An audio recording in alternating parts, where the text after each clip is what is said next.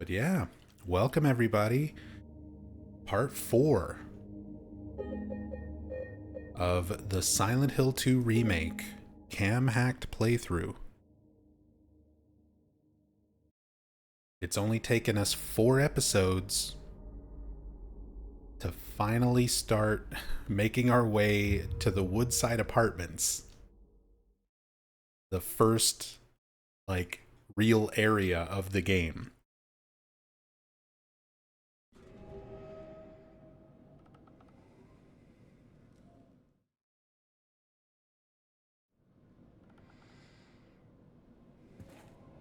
We've had a nice look at pretty much everything around the town except for the Woodside Apartments area and a few things along the way there.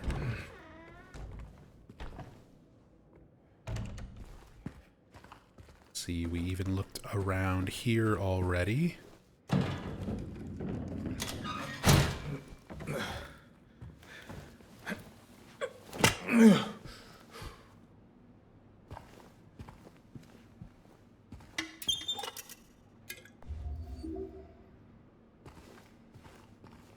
What? Silent Hill isn't real? Of course it's real. It's just in Japan and called Shizuoka.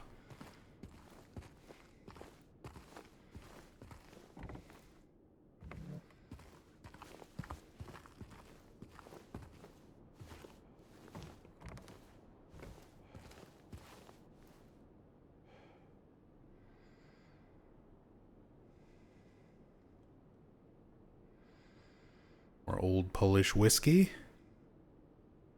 Dartboard. Official competition. Arrows. Is this game called Arrows in other parts of the world? I've always just heard it called darts. And play darts?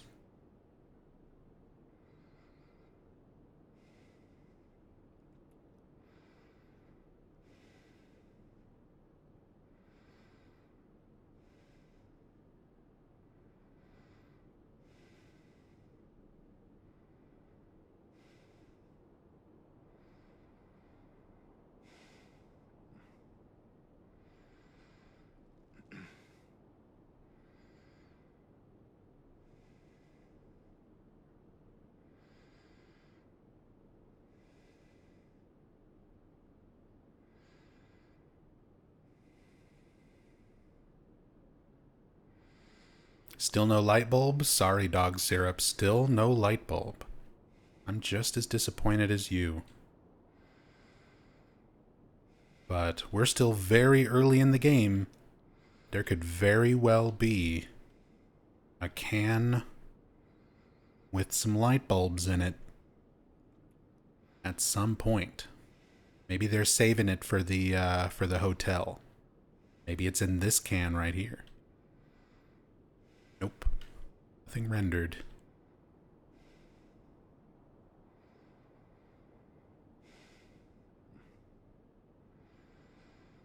Maybe it's in one of these. Sadly not.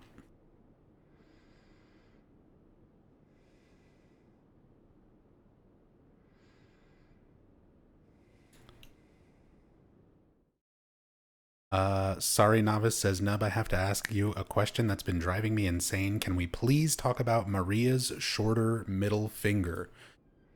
Sure. It's something that I am aware of about her model. We'll talk about it in like 12 more episodes when we finally meet Maria. And I can use the cam hack to like look at what you're talking about to show people for reference.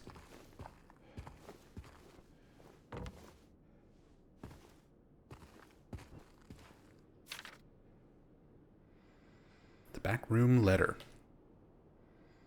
He came back after you left. It's fine. He didn't try anything. He just seemed sad. Mumbled something about getting out of town with someone. I wasn't going to let him drive in his condition, so I locked him out. His car should be out back. Maybe check if it's still there by morning. It's the greenish-blue one. Plate number ending with 06, I think.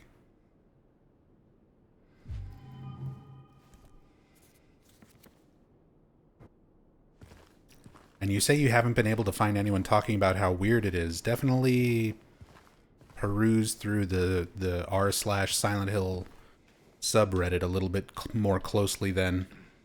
I guarantee you other people have mentioned it and asked about it. I don't know if it has any particular significance, but it's a thing. Certificate of Accreditation acknowledges that Albert Smith something something. Oh, we've got some of these photos already here. That's kind of interesting. These will turn up a little bit later in Brookhaven. So in the last parts, I mentioned that there's a lot of public domain photos from like the Library of Congress that Bloober Team used and then like heavily edited to include in the game like this. So this is an actual photo. It's been edited so that you can't see the patient's face, and some of the details of it have kind of been changed and smudged, just highly edited.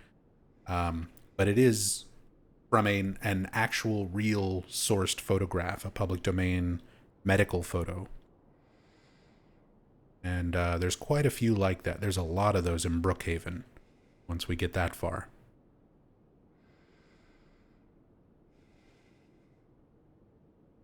Some of these streets. The American Cafe in Silent Hill. Love these sort of like vintage style photos of the town, because these are renders. These are renders of the actual town, just made to look old and vintage.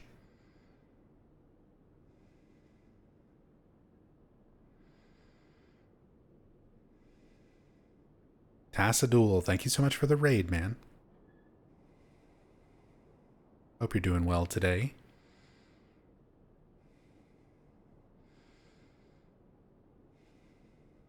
Miss anything good? No, we've just started. Have only just begun.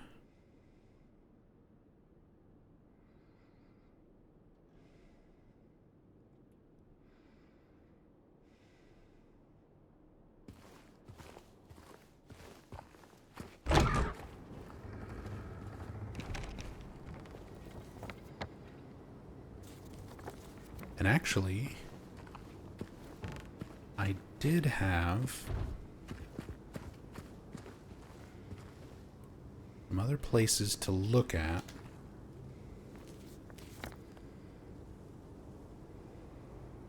Even though we can get through here now, I guess let's, because this is going to lead to the key. That's going to get me the Woodside Apartments, then the windstorm kicks up. So before that happens,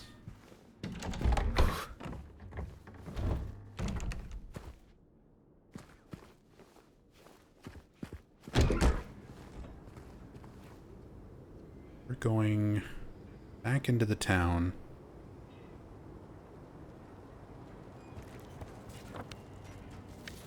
Over to Saul Street Apartments again, right next to the apartments. I didn't go into the pharmacy.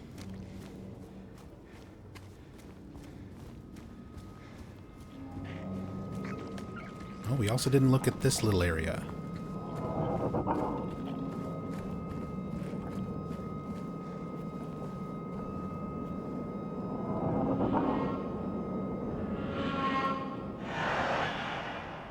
Same Ephesians license plate there. A lot of vans like this one, but none of them have the like Happy Burger food in empty fast food cups and stuff like the one at the observation deck. One speculated to be Eddie's van. I believe there's a lion figure hiding under here. There you are.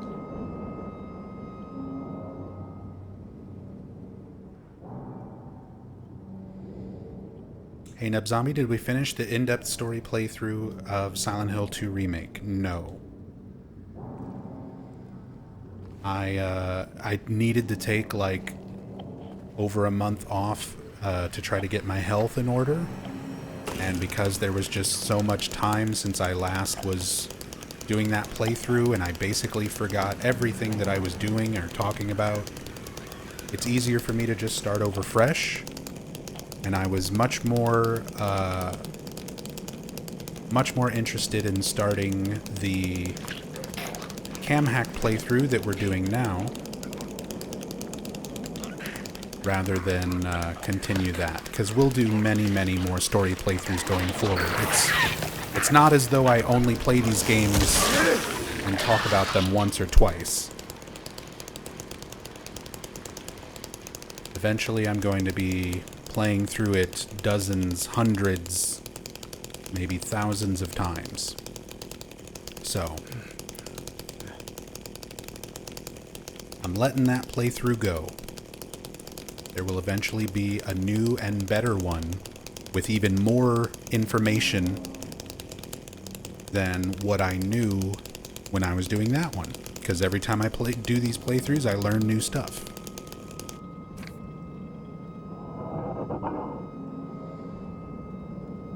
You will see. Sooner or later, you will see.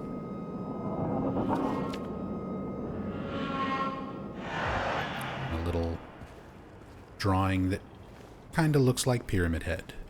Bloody figure in a geometric shape.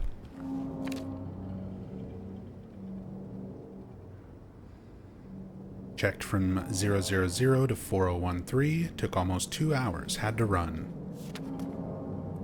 Checked from 4014 to 4439, had to run again. I feel like I'm so close now. I just know it. That's our clue to the combination lock to get in the grocery store, which we've already gone into and explored anyway.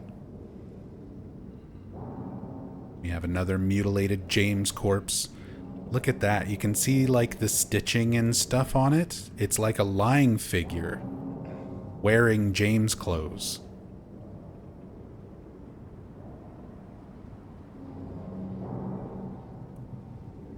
A little bit different from the other corpses that we've seen so far.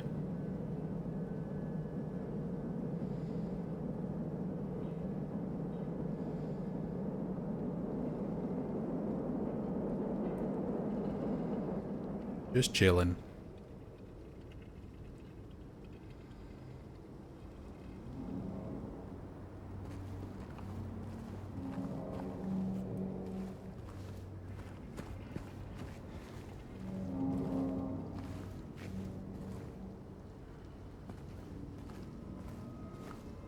Another license plate that we've already seen.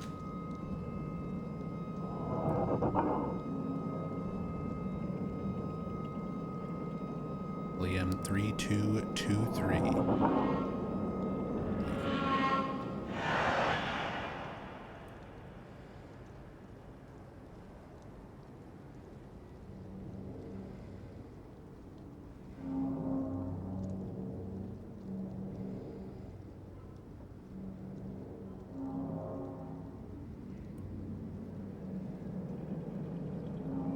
Yeah.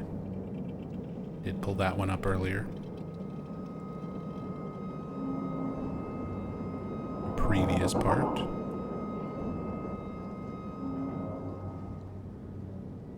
Supposed to be Lamentations, or Lamentations, even though it's L-E-M. I wanted to do a quick check again because there's also a book called The Lemageddon, where a lot of demons and religious mythology is written about. And I wasn't sure if that was split into verses similar to the Bible, so I did a quick search, and it is not. Definitely meant, those are meant to be Lamentations.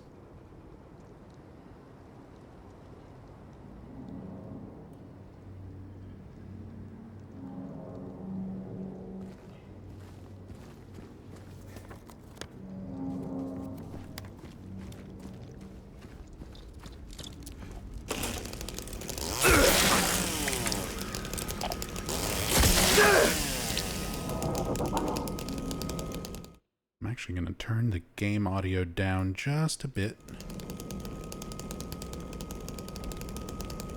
It's a little bit loud. Still a little bit loud. Feel like I have to adjust my audio every stream, even though nothing really changes. Don't understand it.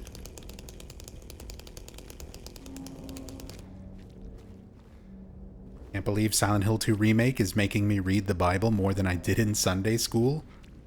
I mean, I was not... Our family was not religious growing up.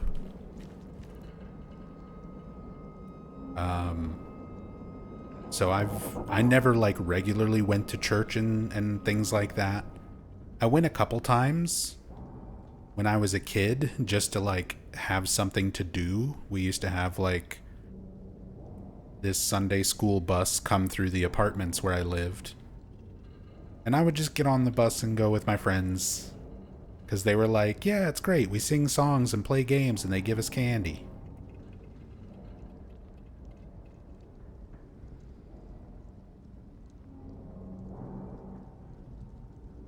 Which was true. But you also had to sit through a bunch of boring sermons and things like that. So I didn't make it a regular thing. We did used to have this church near our apartments when I was growing up, where one of the pastors, preachers, I'm not sure the official title or whatnot, but he was a skateboarder, and I was big into skateboarding at that time. And after church on Sundays, out in the parking lot, once everybody left, he would set up skateboard ramps and rails and help teach kids to skate. I used to go and hang out in that church parking lot, skating a lot.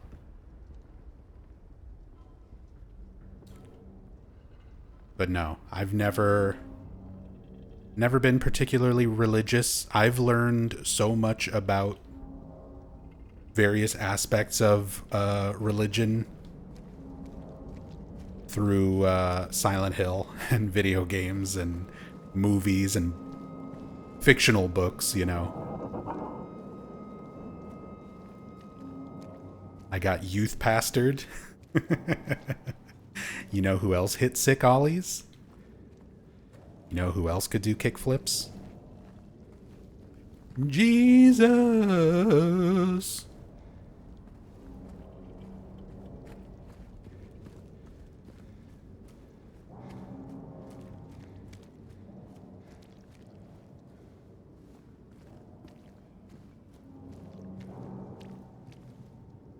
Ah, here's a fun reference. This is from the original Silent Hill 2, recreated here for the remake.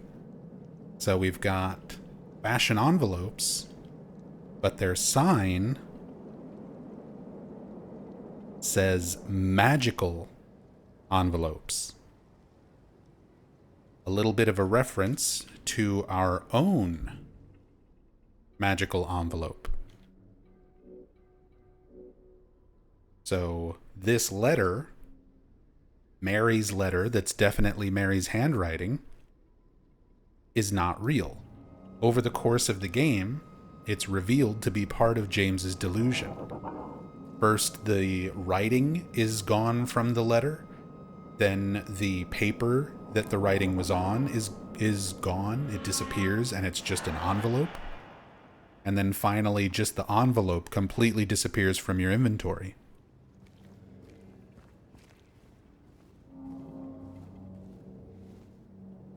So, a little bit of foreshadowing to our own magical envelope.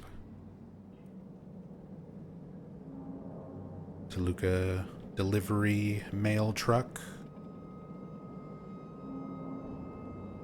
Want to keep checking these out, because eventually there's going to be one of these that has a Jacob's Ladder reference.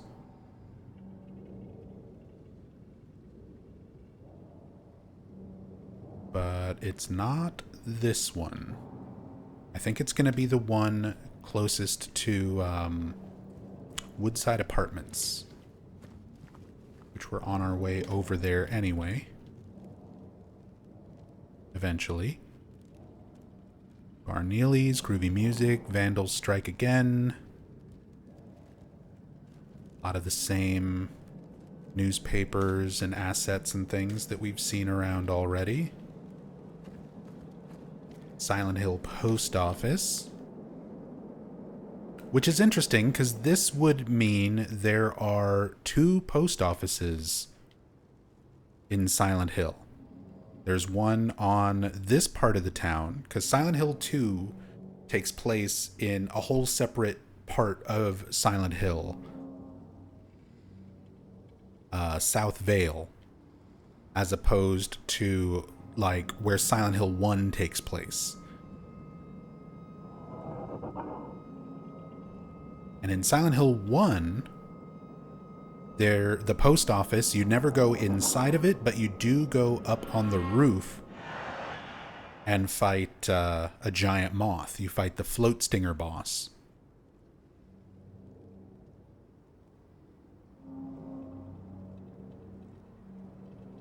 Nothing like that up here, though.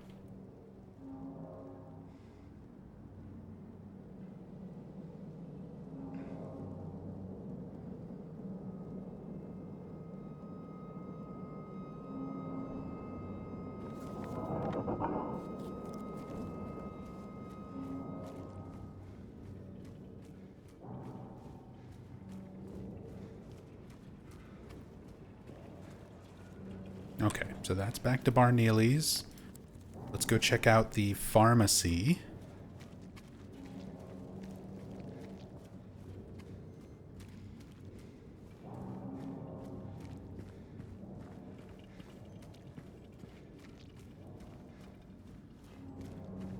Since I forgot to go in here last time. Green Pharmacy. I like how we've got the windows and stuff open here, since you get to the pharmacy by going through the Saul Street Apartments. Normally this is locked, but we can just teleport in here. Oink.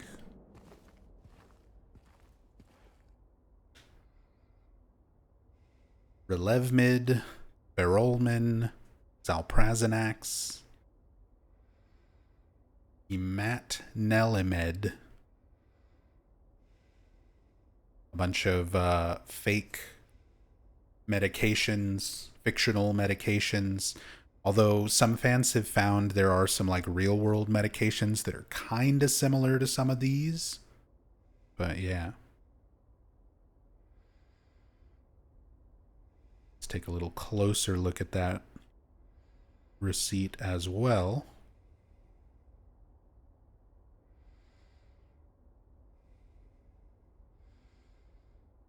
Green Pharmacy, 12 Saul Street, Silent Hill, 6/22, 1982.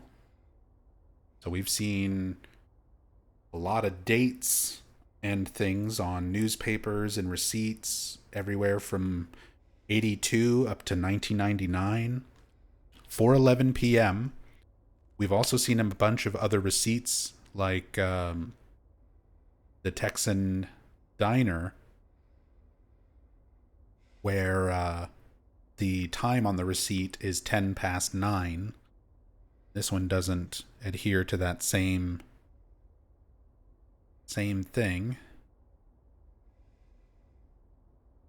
Thanks for shopping.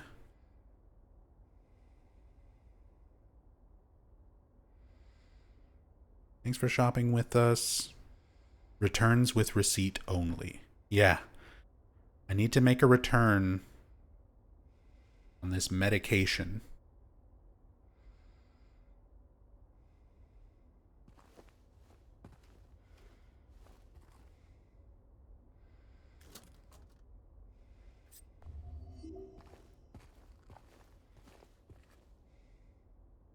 Now, we've got a clock here. 10 past 9 and 15 seconds. Just like the vast majority of them that we'll find. We've already found a couple that are not that time, though. Find peace and Looks like happiness. Very, very faded.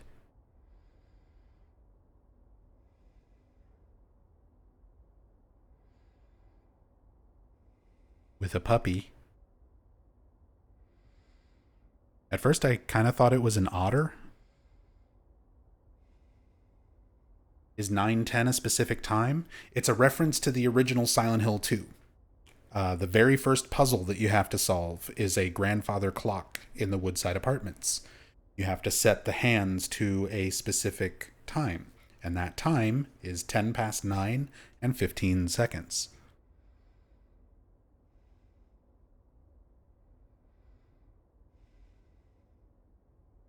Polyvertanum AB. Assuming, like the other medications, that's probably not a real thing, but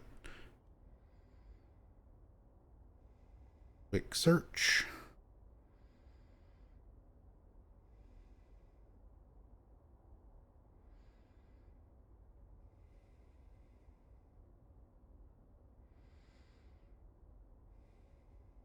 And everything is redirecting to polio.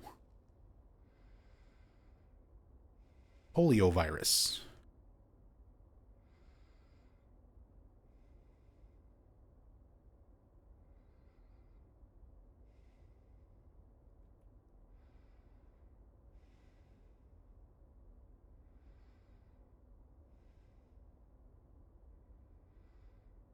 You mentioning the float stinger suddenly makes me wonder if that boss's name is an odd reference to Muhammad Ali's float like a butterfly, sting like a bee quote. I mean, the naming convention for a lot of the monsters in Silent Hill 1 is not exactly super creative. I think it's called the float stinger because it floats and it stings you. Sort of like air screamers. They're in the air and they scream. It's not always that deep.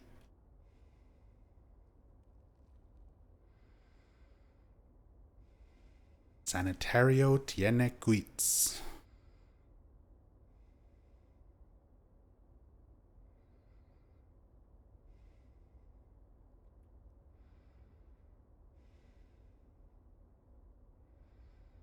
I tried searching that and now my phone is in Spanish.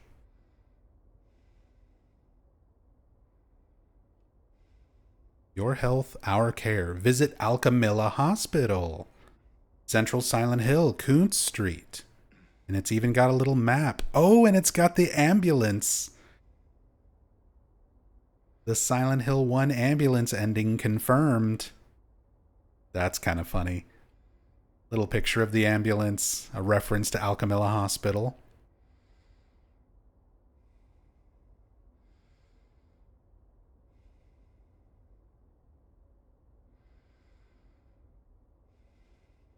Drug facts. That looks like paracetamol.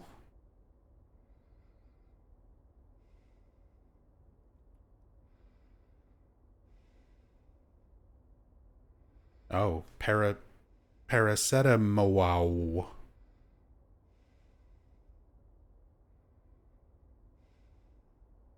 But that sounds very close to paracetamol, which is like a pain reliever.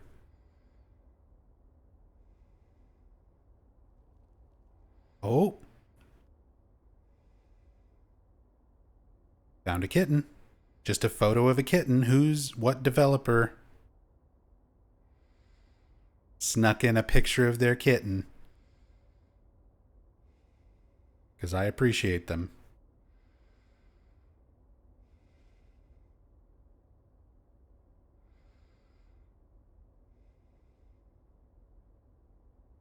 Some more old-timey photographs, likely public domain. Oh, and the Paleville Sanitarium. Referring to Oak Grove in Silent Hill Origins. So we're referencing all of the other like medical facilities in the town. We've got Alchemilla, We've seen newspapers and stuff for Brookhaven, and of course we go to Brookhaven. And then the sanitarium in Origins.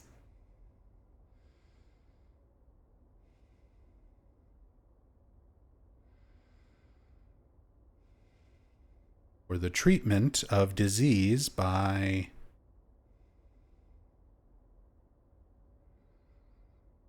something psychological, including scientific.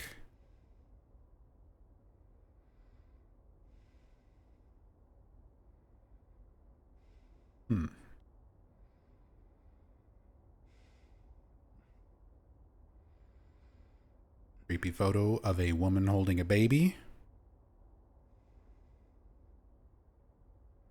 Fans casual.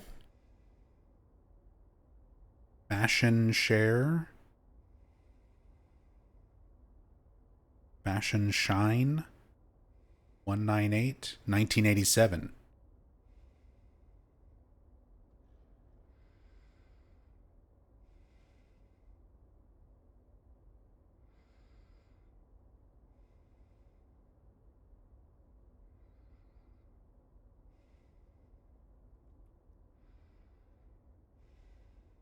Oh, it's since. Fashion since 1987. I'm glad you can read. Thank you, Rachel. I can't.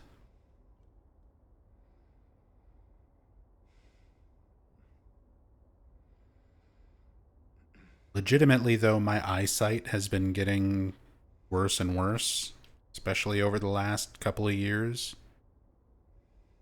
Supposedly, that can happen with some of the health issues that I've been having, like the low vitamin D, high blood pressure, can affect your eyesight. Need to get my eyes checked, get some glasses.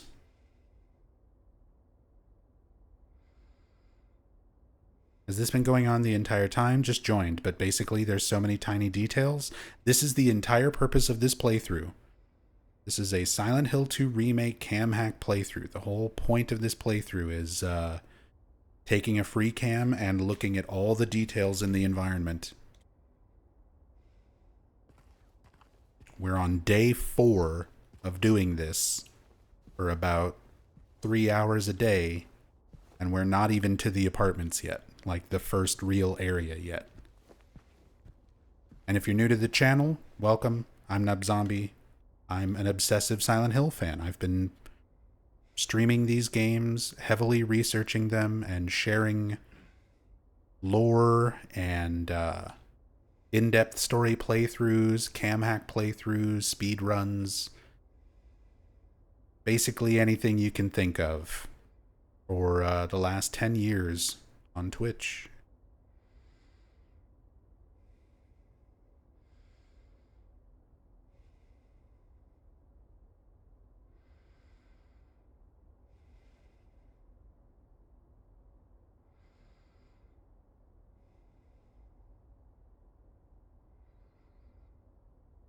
Is your medication safe? That's a legit question. As somebody who recently had to try out a bunch of different medications, that definitely did not agree with me.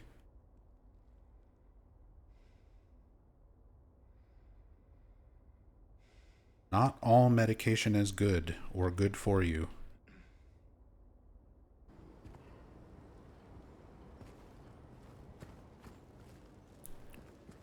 Yeah, all of my streams are archived on YouTube as well. I'm on YouTube, just NubZombie. Yami, you should know better than anyone. There is no bot.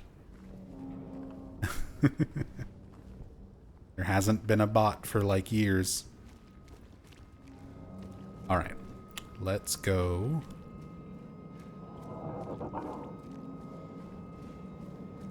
Right through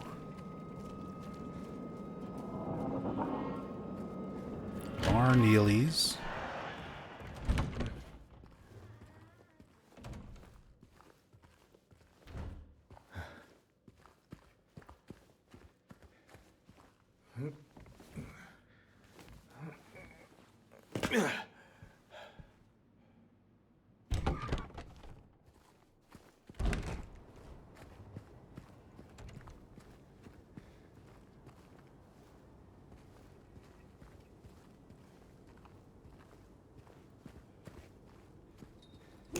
Oh,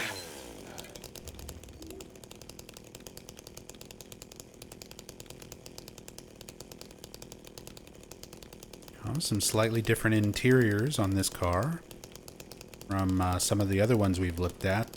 It's got that like cracked. God, I can feel those seats in my brain. I used to have an old car, one of my first cars. It was like an old 1980s Buick, and it had these cracked leather seats and like red carpeting, and it was so miserable to be in. But hey, it was like my first car. I was just glad to be able to drive anywhere. Oh, a new Bible verse, I think. Did we get Corinthians before? Corinthians 6:06.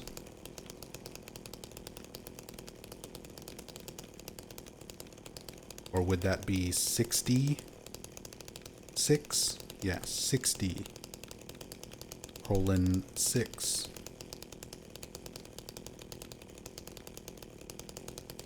No? There's Psalm. Is it just 6 and 6? Corinthians 6:6. But instead, one brother takes another to court, and this is in front of unbelievers.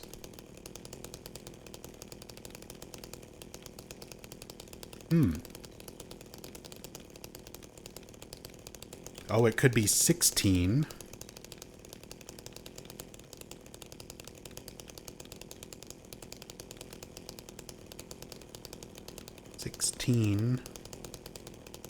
The 0 makes it weird. 16:6. Corinthians 16:6. And it may be that I will abide, yea, and winter with you, that ye may bring me on my journey whithersoever I go.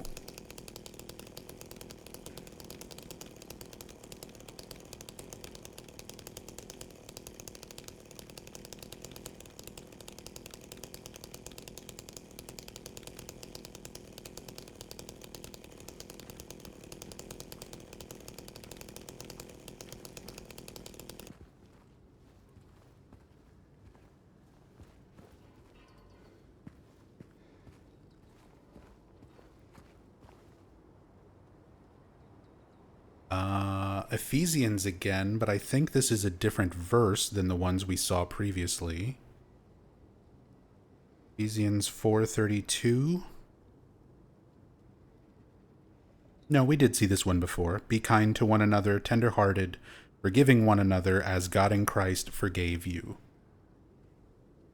Forgiveness. Forgive yourself, James.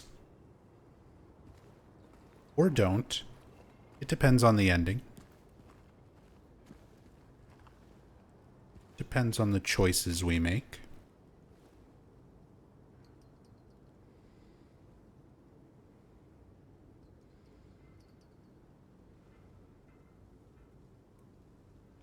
Very old, faded license plate there.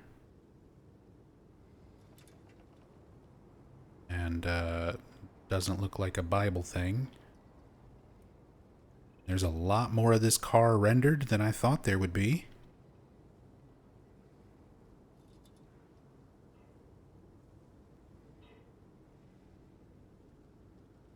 Even all the like boards and the track for the garage door and all this stuff like rendered in here, even though you can't go in there.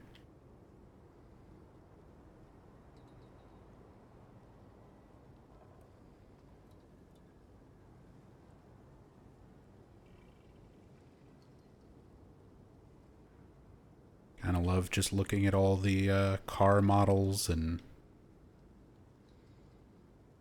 details of these little places that you normally can't really interact with or go inside of.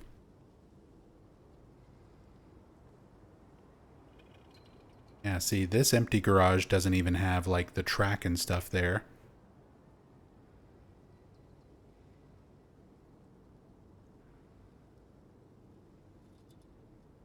Got floating garbage can lid, dumpster lid,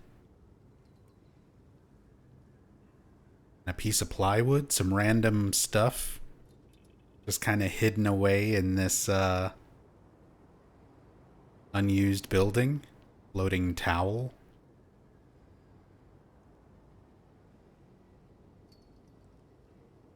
Knocked over trees.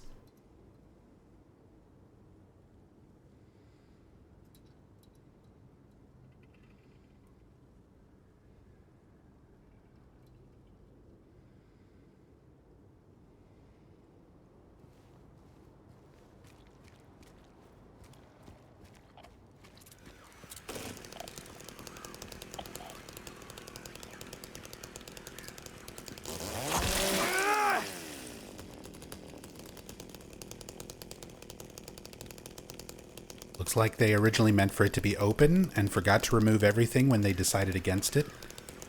Possibly.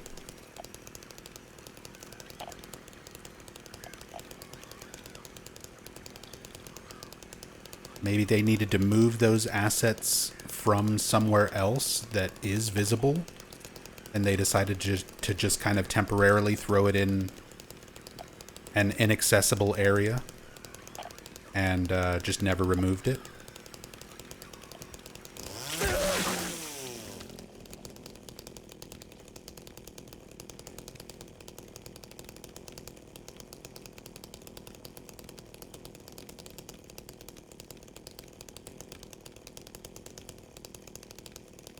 Nothing hiding in the barrels.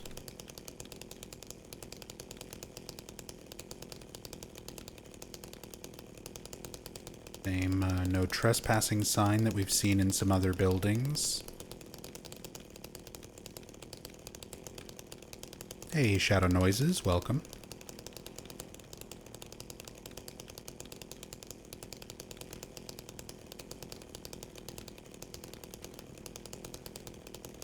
So time is weird in Silent Hill, but is it ever stated how long James and Co. are actually in the town?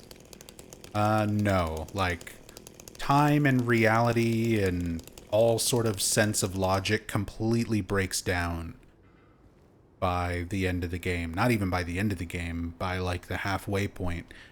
It gradually becomes more and more intense, like how much the other world is sort of affecting reality and how much of James's delusion is essentially affecting what he sees and what we see as the player.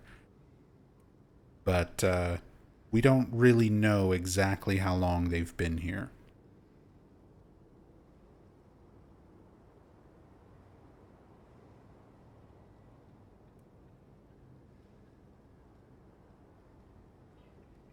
License plate, no Bible verse on that one.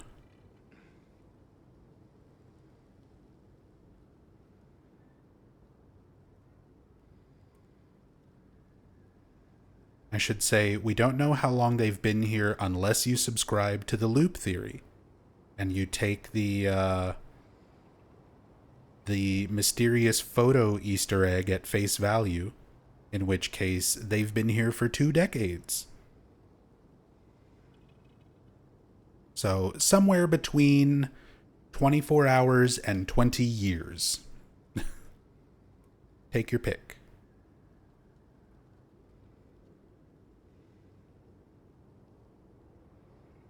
And we do see, like, a considerable change of the character models as the game goes on. Like, more than just zooming in on their faces. But, like, you can see already, just compared to where we were at the start of the game, and we've got a little bit of blood on us and stuff now from taking damage. But as the game goes on, James's clothes get dirty. You can see we've still got the goop on our hands from when we interacted with the door in the Saul Street Apartments. His shoes get more muddy and messed up. His clothes get messed up. His stubble grows out by the end of the game. Like his facial hair is more grown. You can see his fucking eyeballs and teeth. The bags under his eyes get more distinct and dark, like he hasn't slept in a long time. He gets dirt actually under his fingernails. You can see at this point early in the game, like his fingernails and stuff are still pretty clean. But by the end of the game, they're dirty and cracked and messed up. His face is more gaunt. So periodically we'll be checking out all the character models, specifically like James, since that's the easiest one to track and look at over the course of the game.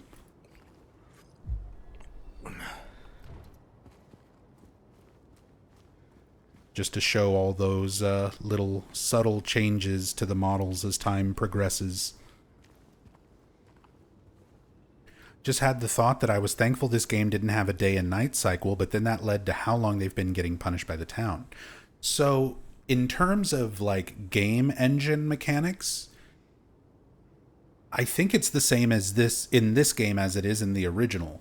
So, in the original Silent Hill 2, there is a day-night cycle. It's not as noticeable as it is in a lot of other games where you do have like a specific day and night, but it's brighter during the first part of the game up until you meet Maria. And then once you meet Maria in the original Silent Hill 2, if you just stand around and idle and let enough time pass, the sun starts to set and you can see the lighting change in the game engine. And that's for the PS2 game. I think they did something similar for this game, but I haven't actually checked or tested it myself.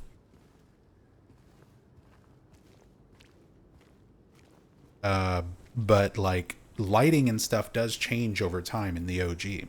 I would assume they also do that here.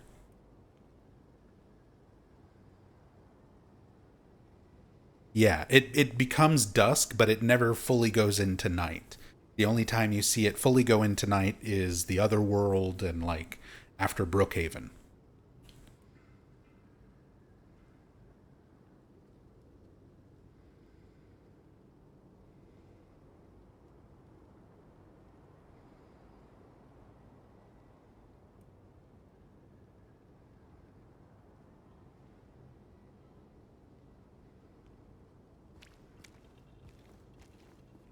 Yeah, I agree with that, G. It's more of giving the player a sense that time is passing rather than being an indicator of exactly how much time in reality has passed. Because again, reality is so distorted in Silent Hill, especially from James's perspective and our perspective as a player, that it's kind of a futile effort to make sense of it.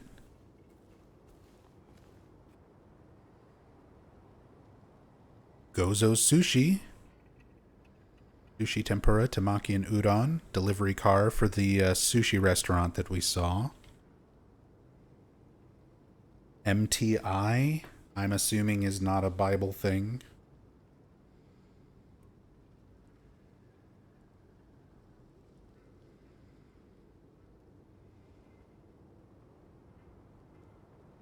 Apparently, it's in the Ministry Training Institute.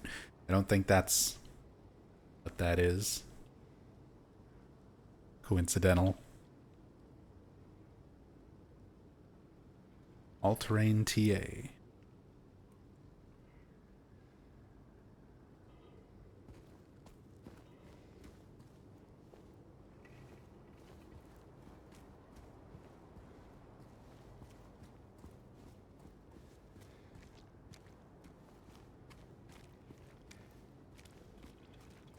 think that was most of the things. Cars and... Oh, we've seen the, I remember this one, PAD 155K license plate on some other car models. Some of the other junk cars.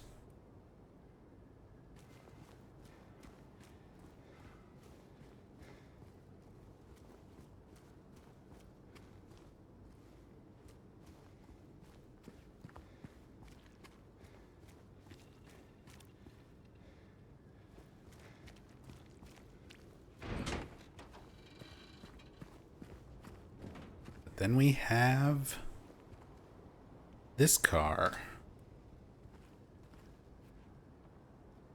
So James, in the Silent Hill 2 remake, has a roamer. We actually looked at the little emblems and stuff on his car at the start of the game, at the observation deck, and his car is a roamer. And it's similar, but still kind of distinctly different from how James's car looks in the original Silent Hill 2. In the original Silent Hill 2, it was based on a 1977 Pontiac Ventura. And this model right here, you got that sharp front of the hood with the flat double headlights like this. This is much more like the Ventura, the OG Silent Hill 2 James car.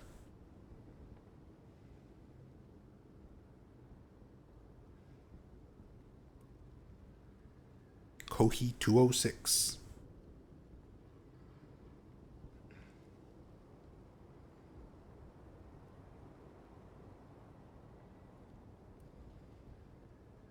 Not a thing. Kohi is how you say coffee in Japanese.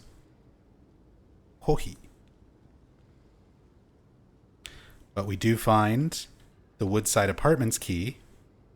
You can even see it like a label there on the jacket.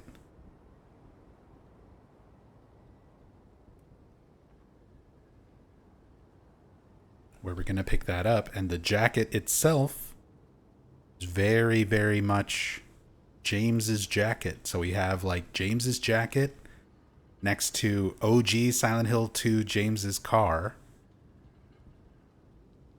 Fun little nods there.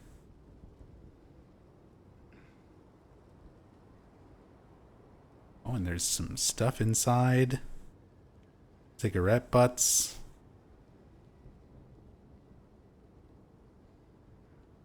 Wine bottles, some cans, bottle caps and lighters.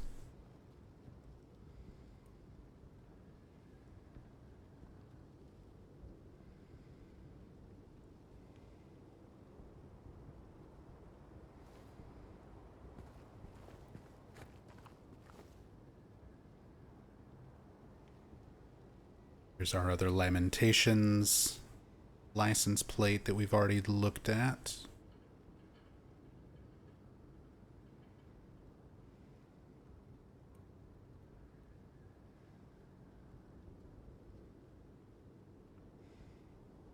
Gonna have some lying figures spawn in and attack once we pick up that key. This is what triggers the windstorm.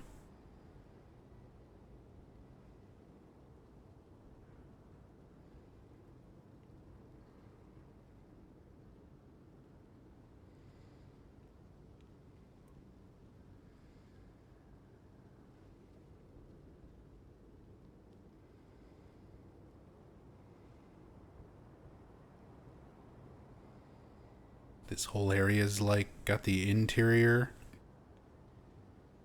Oh, there's even a lying figure hanging out over here. This is the Texan Cafe. This is the back room. for the Texan, right next to the alleyway that we're about to run through.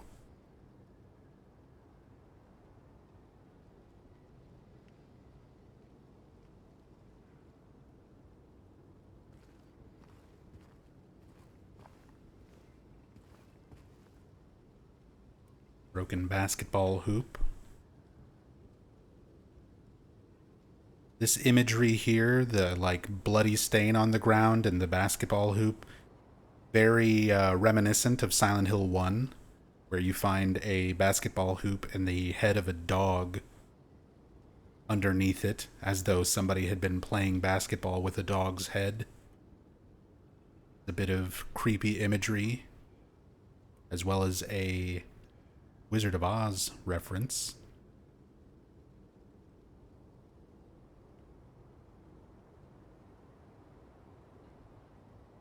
Because you pick up a key in Silent Hill 1 in that basketball court area, and it's the Key of Woodman, which in most people know the film adaptation of Wizard of Oz, so that would be the Tin Man, but he's the woodman, or the woodsman, in the original book.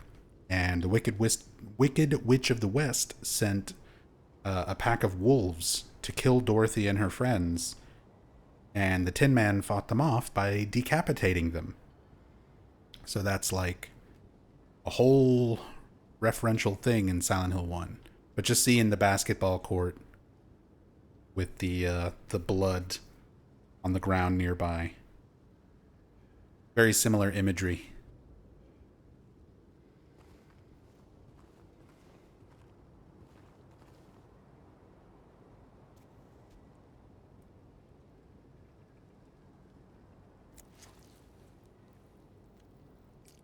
We get a little different perspective for this cutscene because I was zoomed out a bit more.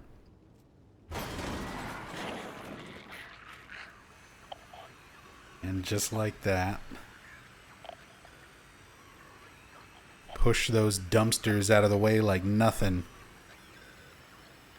Just spawn these guys in right behind you. 3 lying figures. Although it does give you a nice look at the different lying figure models. Because there are several distinct versions of all of the enemies. So we have this one here, the zipper on the face. This one a little bit more close to the original Silent Hill 2 design. Almost an autopsy-like scar on the back. But then we have, this version. Again, autopsies do that similar Y scar or a V scar incision. Stitching on the front. Laces on the back. This one a lot more yellow and gross looking. Even the stitches are dirtier. The laces and stuff are like overlapped.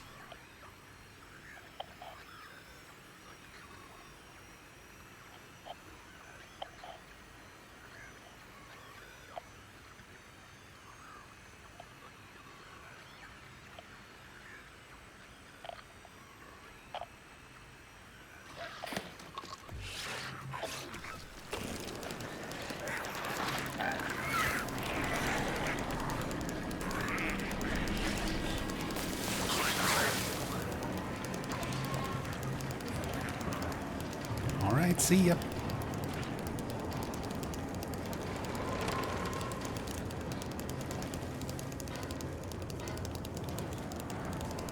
So that puts us right here by the Cafe Texan again. Curious. Okay, this lying figure is still in there. I was wondering if they teleported the one that I saw in there before triggering the event to be one of these. If they just move it. But no, they spawn in completely new ones.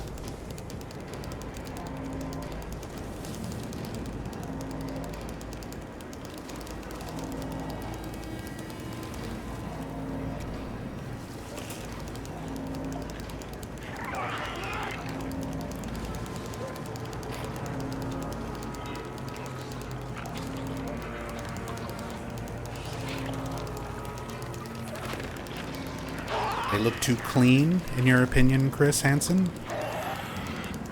I agree. I'm not the biggest fan of the monster redesigns. I don't think they're bad, but I do prefer the look of the originals.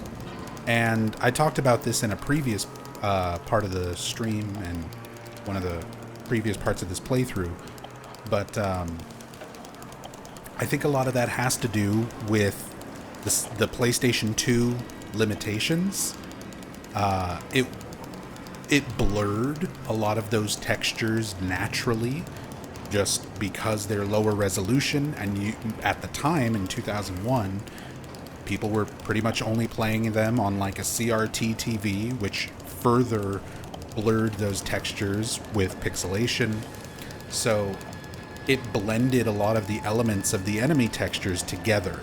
So the general feeling of them was a lot grosser, dirtier, and it was harder to distinguish like where flesh ended and things like stitches or laces or what could be interpreted as shoes.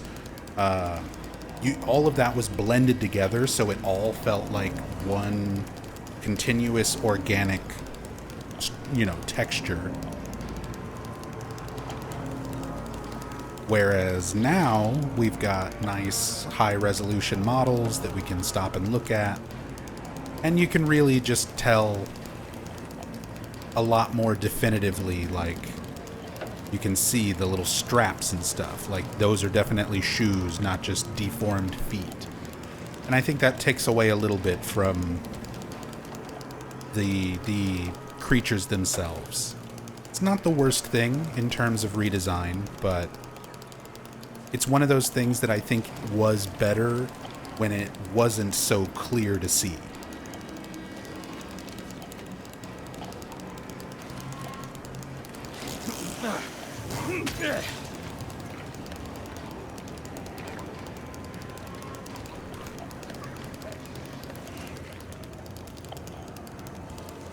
Free.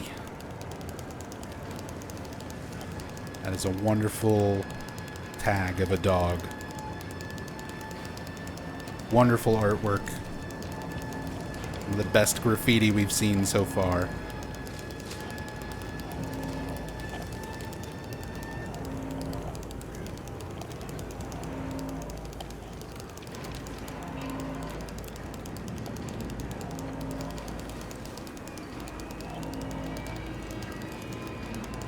Let's see, I thought there was supposed to be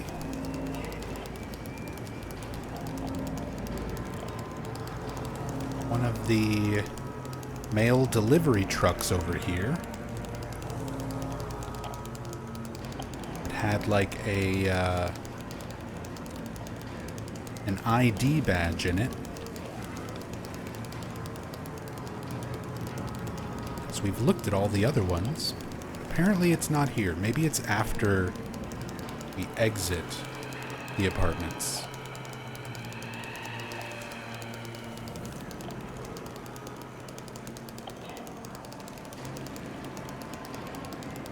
So, same paper that we've seen before. Woodside Apartments severely flooded. Some world building as to why the apartments are in such a poor state when we go in and start exploring. Even beyond just being, James's perception of reality is not one-to-one. He's definitely still in a very deep delusion where what he's seeing, what we as the player is seeing, is not necessarily reality.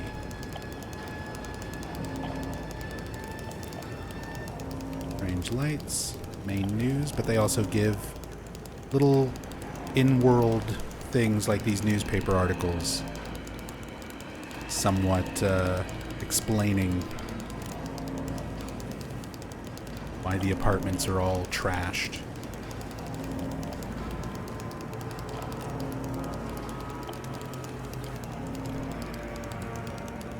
Nothing rendered on the other side of the barricade.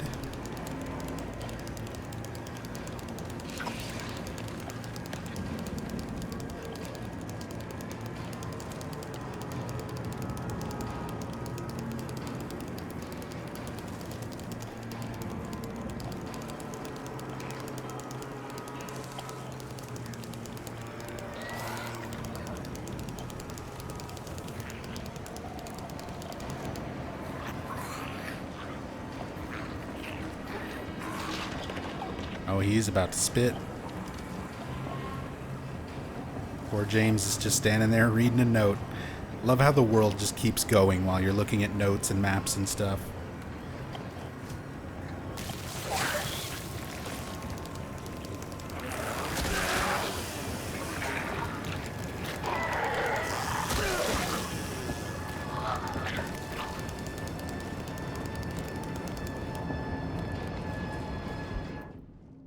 Unless you open this inventory menu, and then everything just lets you read whatever you want. What are they? I shouldn't go through. I don't know why. I won't. They don't stink, but it feels like they do. No smell at all. So I mentioned this note in one of the previous parts of this playthrough, because there are times where James encounters things where he reacts as though there's a smell. He recoils from the smell of something that he has discovered, puts his hand over his nose and mouth. And I feel like that, in conjunction with this note, is how to distinguish certain times where you're experiencing something real versus something that is manifested. Because if it's a manifestation, and we go by what this note says, it looks like it should smell. It looks like it should stink, but it doesn't. No smell at all. So the times where we see James reacting to the smell of something, I believe it's something real, based on this note.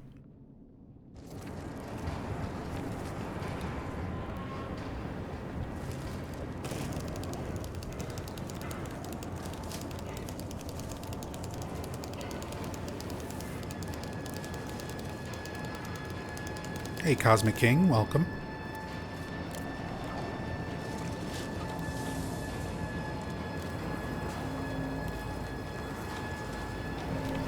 Texan Cafe, we gotta leave, meet me there.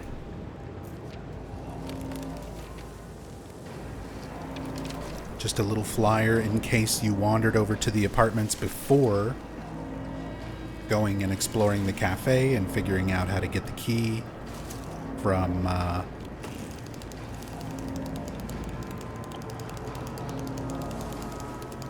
the other diner, from Bar Neely's rather. We get our glimpse of the past here, a reference to the original Silent Hill 2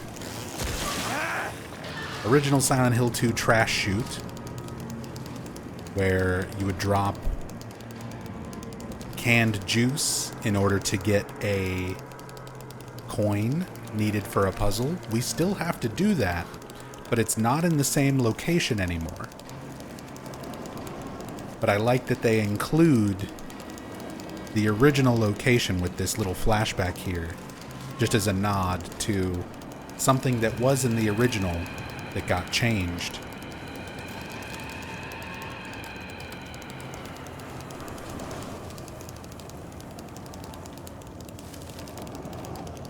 All the bricks. Even the way the walls look, the bricks and stuff look different. It's like they basically built an entire new Woodside Apartments over the old one.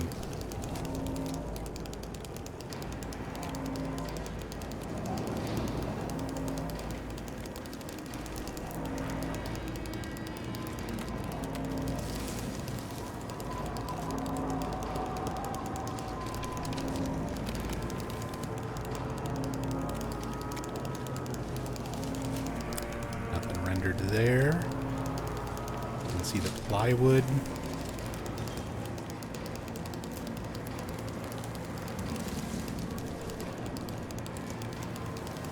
Oh. There's even a little bit of the interior rendered.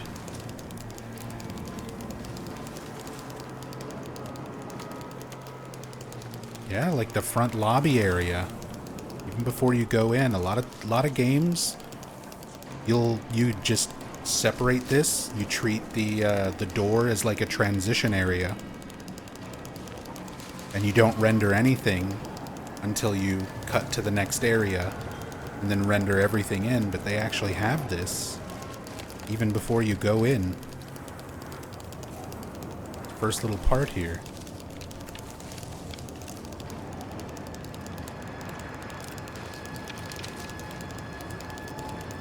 All the way back to the bathroom, all of this is rendered in?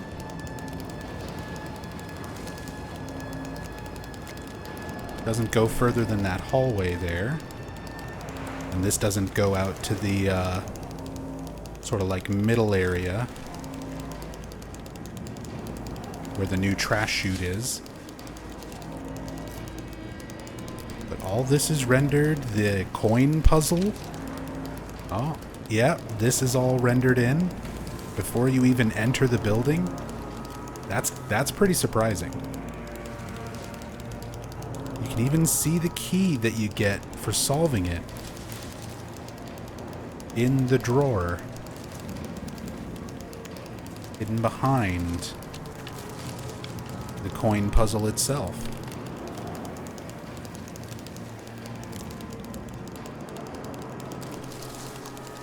Oh, and look at that. You can see the writing, because as you solve each part of this, it like rotates to the next portion of it to solve. So you can see like the physical object actually rotates with all the writing and everything there. This is stuff that for a lot of games, like you can sort of cheat how to achieve that effect visually, but they actually have it rendered sort of practically.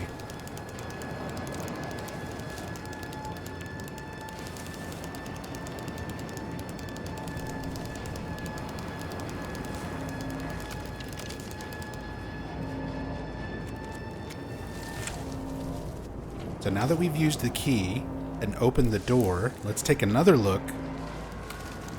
Okay, this side's still not rendered. I'm trying to see at what point.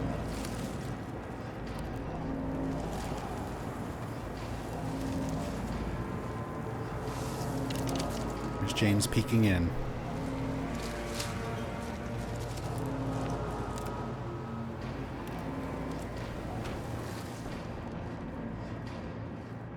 Okay, now that we're actually in the apartments, still not fully rendered everything.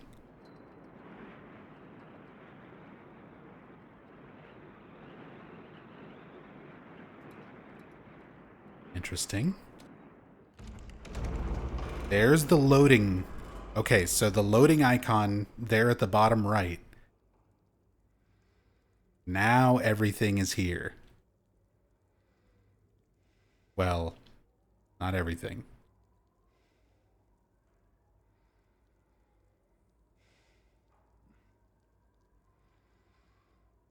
Okay, so it loads in part of this. We've got some of the geometry for the area, but not the actual details and textures.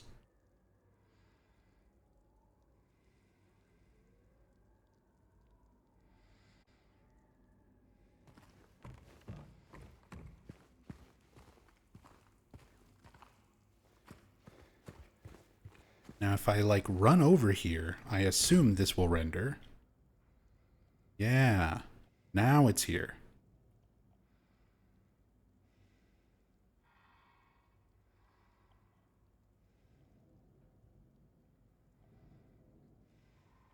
And even the lying figures out here in the pool.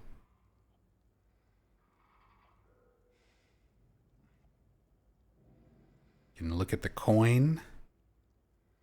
There's the snake coin with the OG Silent Hill 2 Easter egg still imprinted around it.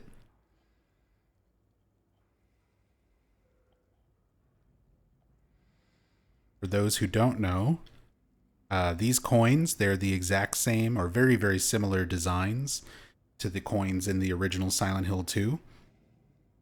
And the writing around the coin is an Easter egg. It was a message made by item designer Eiichi Ito. What they did was basically translate Japanese to English and then type it out using a font called symbol font. It looks like Greek characters because it's a font that uses Greek characters, but it's not a font meant for typing in Greek. It's meant for like mathematics and equations that use Greek characters. Um, but they would translate, Eiji Ito would translate messages from English to Japanese and then type them out in symbol font and hid messages on the coins in the original Silent Hill 2. So if you start from right here and go around clockwise, this reads out Tugiha, which is a slight mistranslation of Tsugiwa. So in Japanese, Tsu, the character Tsu, TSU, can also be written as Tu or just TU. And the character for Wa can also be written out as Ha. So this is a common mistranslation when you're taking things from English or from Japanese to English. So this is meant to be Tsugiwa, which is a Japanese word or phrase basically meaning up next is. It usually prefaces a list of things. If you're ever on like a train in Japan and the next stop is being announced on the intercom, they'll usually say Tsugiwa, like up next is, the next stop is. And then this is a list of names. The first name, Eiichi, which is a reference to Eiichi Ito, the item designer for the original Silent Hill 2. Toshiko, Rinta, Asuma, and Zate. Not sure who the other names are, possibly just other developers or friends or family of Eiichi Ito. But yeah, this is all the exact same Easter egg on the original coins in the original Silent Hill 2. So, cool attention to detail that Bloober would keep that for the remake.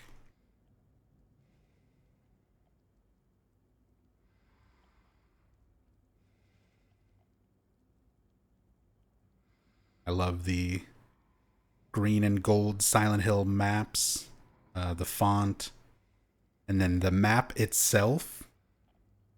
This is the OG Silent Hill 2 map because the town layout and everything is different for the remake. They moved things around a little bit and kind of shifted some locations and positions of buildings and things like that. So this is the actual original Silent Hill 2 map rather than the remake map. Right down to the same font and which buildings are labeled.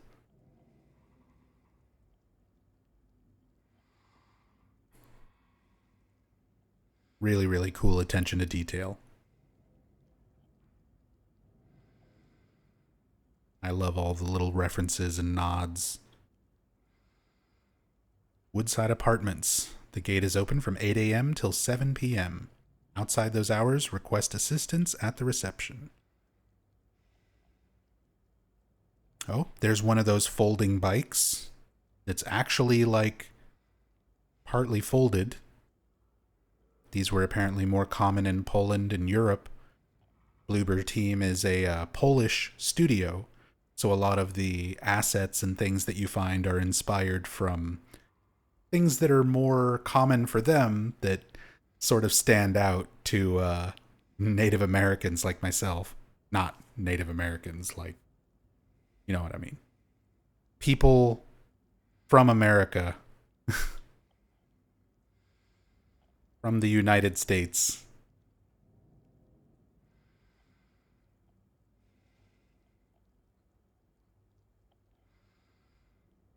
Promise I know how to talk. Hey, Sasam.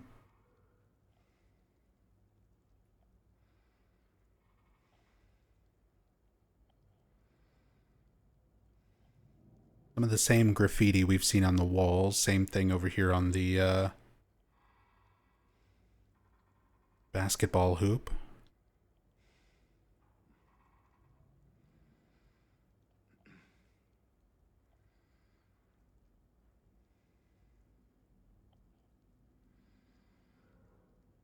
All right.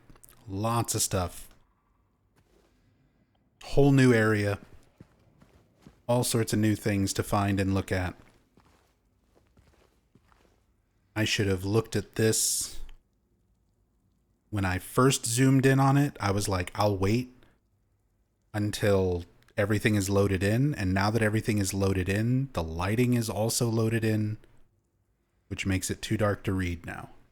That's okay. We'll get the flashlight soon. And that's going to really help with looking at a lot of things with the free cam.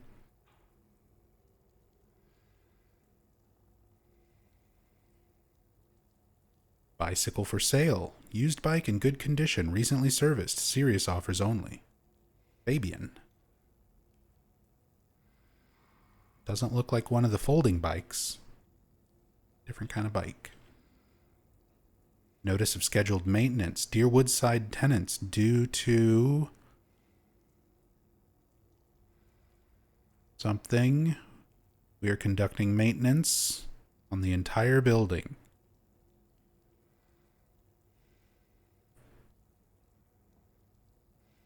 Thing always on the trash chute, which has become something not to be used. I think we can read this one. Whoa. There's our side apartment map.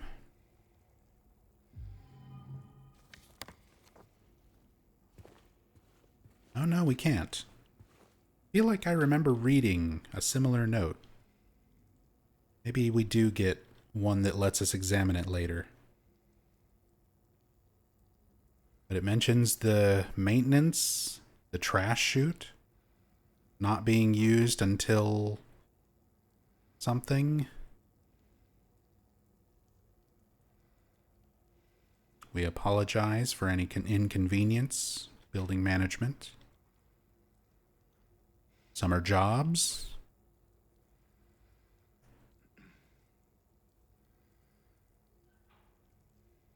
Fair pay.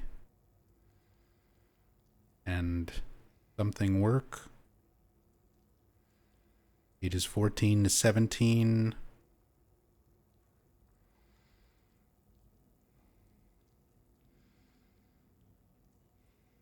Silent Hill Ranch. June 1st to July 31st. Call for more info. A summer job at Silent Hill Ranch. Community yard sale, Sunday, January 28th. 8 a.m. to 1 p.m., rain or shine.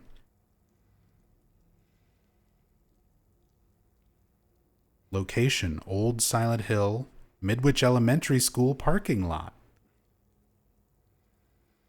Here you go. Community yard sale at Midwich Elementary.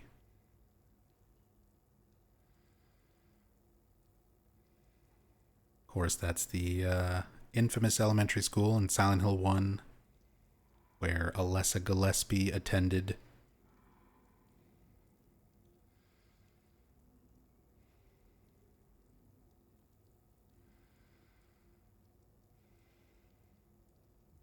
Rules and regulations for Woodside Apartments, noise and conduct. Animals.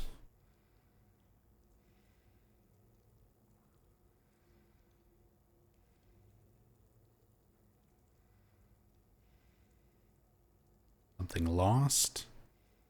Lost a diamond ring. Went missing near Rosewater Park.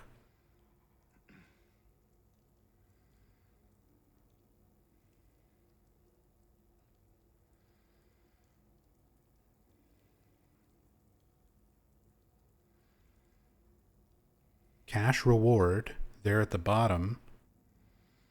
Can't quite make out. It says there.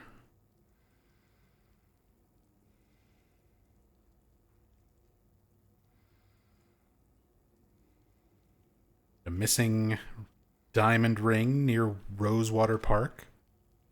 I love all the little references to town locations and stuff.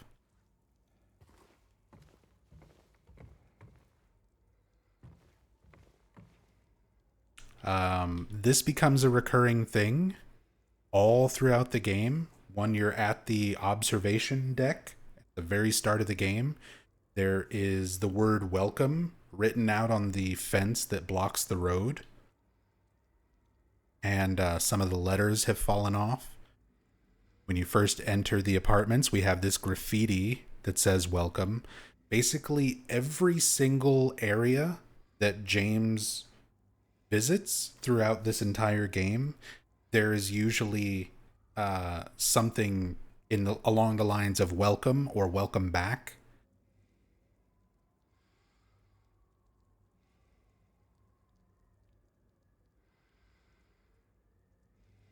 It's like the town is literally welcoming him back, as this is his first time back to the town since his vacation with Mary.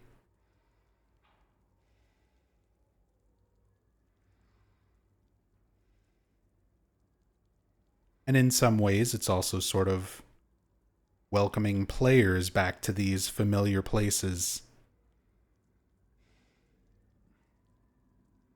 after so many years since playing the original.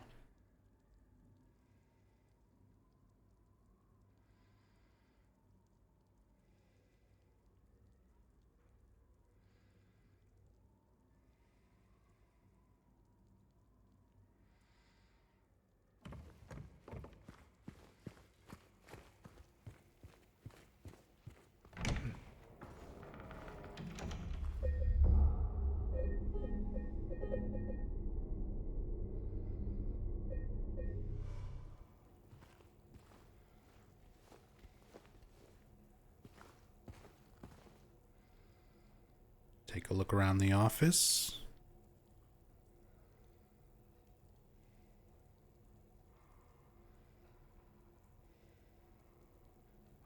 Another CRT model that we haven't seen yet.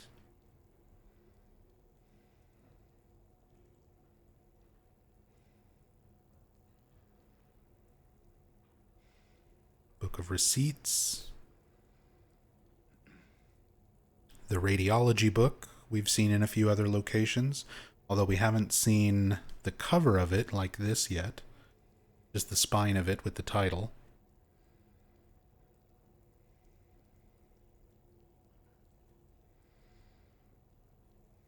Invoices January. Trash can in the files there. Bills payable. 305. August medical expenses. We saw medical expenses on some other filing cabinets and things like that.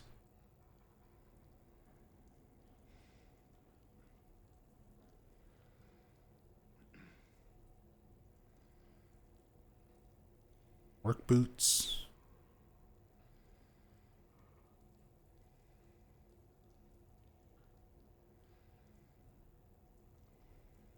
Some size 9.5.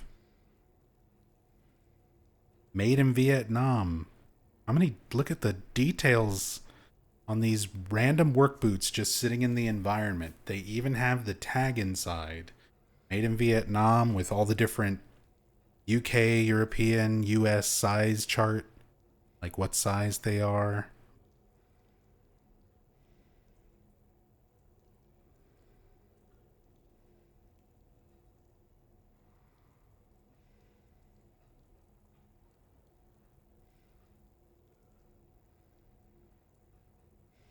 Crazy. Crazy amount of detail in these little background assets. Some finest old Polish whiskey for the 100th time. Lots of bottles of that around, apparently.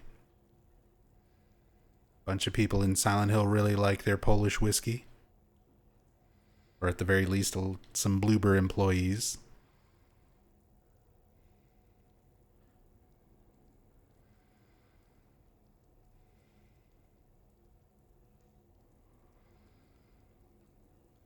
Oh, here we go. Vacuum cleaner 666 made in hell. The cleaning Lux. Got a skull on it.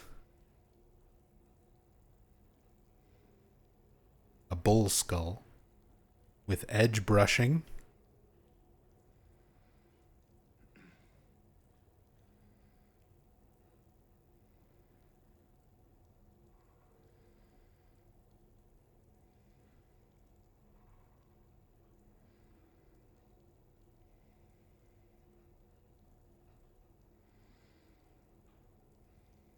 Picture of the Historical Society. We saw that one.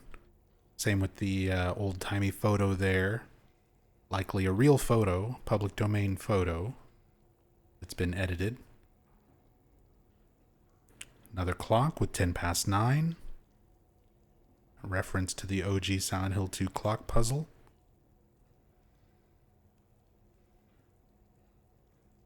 Any letters? Any magic envelopes we can read?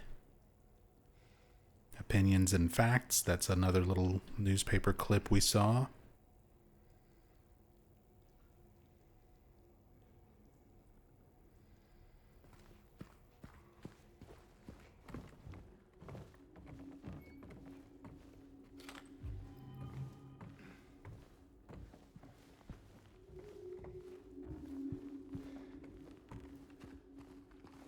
Love the music here.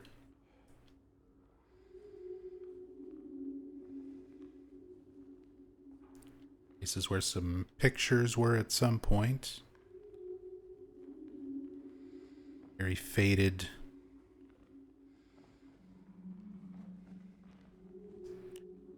A Magarox.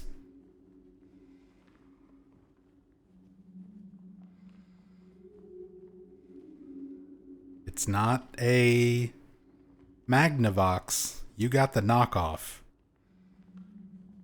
Got the knockoff Magarox TV. God, I used to have one just like this. With the, like, wood paneling on the sides. That design. Of course, you gotta have the rabbit ears antenna on top.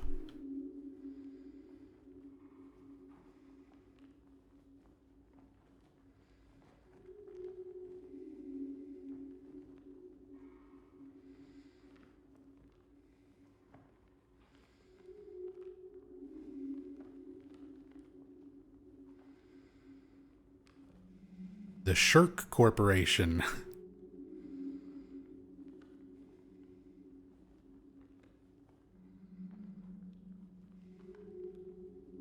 Warsaw.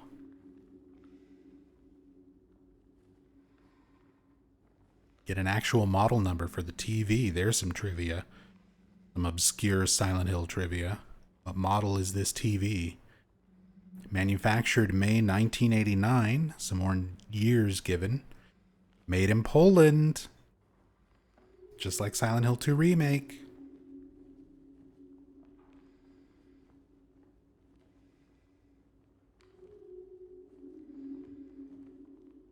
Bloober just putting in as many references to Poland as they can.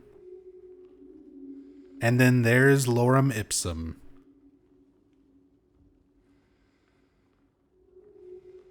The classic placeholder text.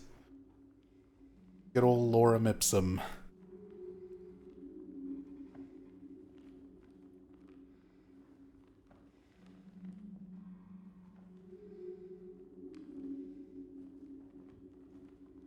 Commonly used by, like, programmers and designers as a placeholder for things that need text. The New Damnation.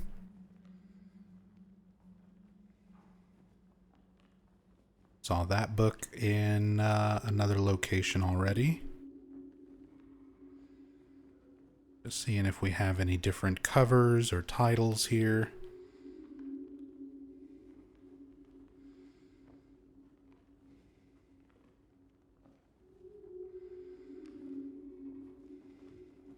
deer statue.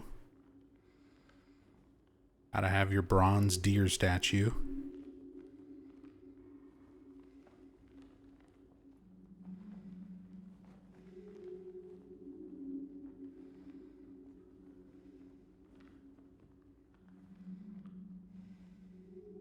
Pill bottles. No labels. Same for the alcohol bottles.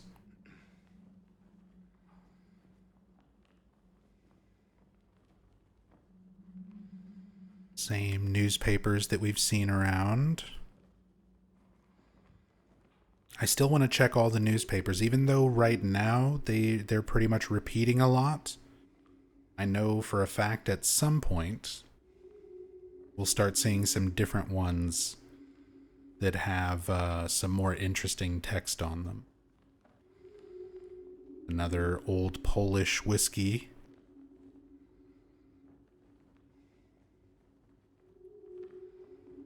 Mr. X, there is no definitive, officially confirmed time where this game takes place. If you go by Masahiro Ito, and what he has said on Twitter, he said that when they were designing Silent Hill 2, that the aesthetic was based on the 70s and 80s, but not meant to be a specific year.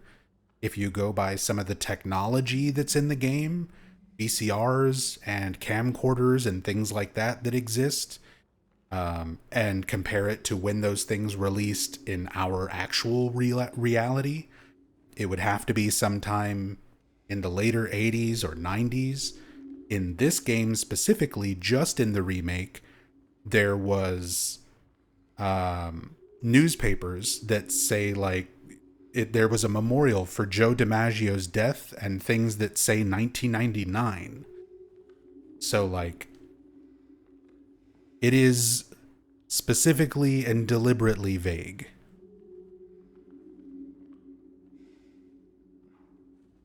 Just like this nutto tone. Good old nutto tone intercom system. But yeah, other assets that we've looked at in this game earlier on have years as far up as 1999. So there was never any specific deliberate date given for the original Silent Hill games.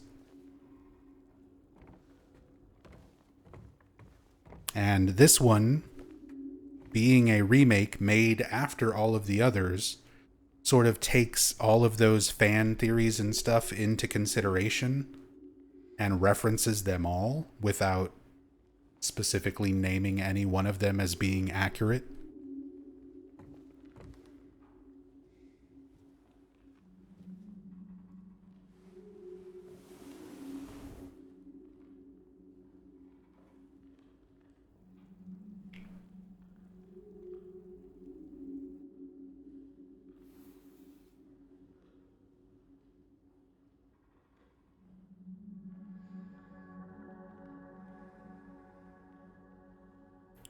There we go. We've got our coin puzzle, our remake version of the coin puzzle. We'll find the original Silent Hill 2 coin puzzle destroyed in one of the apartment rooms a little bit later on as a little throwback reference to what this puzzle was in the OG.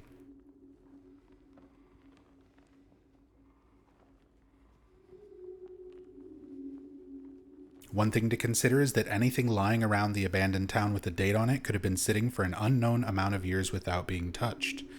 Another thing to consider on top of that, Kabi-sama, is we are not seeing the town as it actually is. We're seeing it through James's eyes. We're seeing his distorted, delusional version of reality.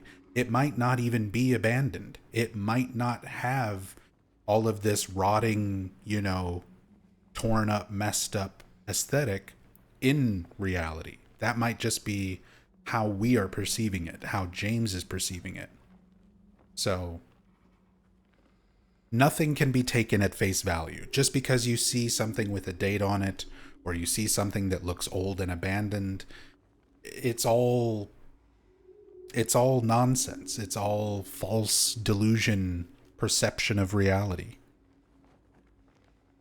It's meant to be deliberately vague and nondescript.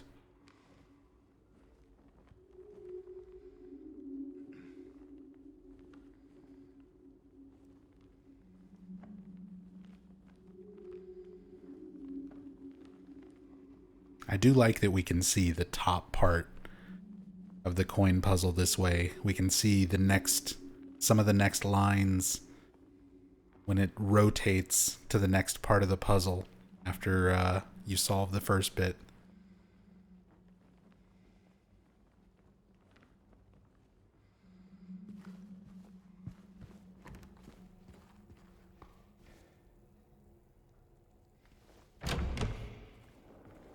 But yeah, I say this as a Silent Hill fan since 1999 who has spent the better portion of my life since then researching these games very, very thoroughly and heavily, playing them, looking at every little reference, every little detail, reading every interview by every developer, every magazine article. As that type of obsessive fan for the last 25 years, don't try to make a timeline. You are wasting your time.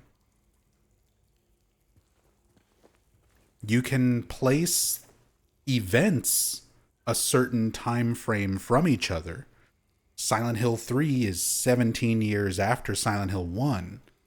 But if you're trying to place a specific year to Silent Hill 1 or Silent Hill 3, Silent Hill 2, like, you're not going to arrive at a conclusive, definitive answer. You just won't. It wasn't intended by the developers for there to even be one.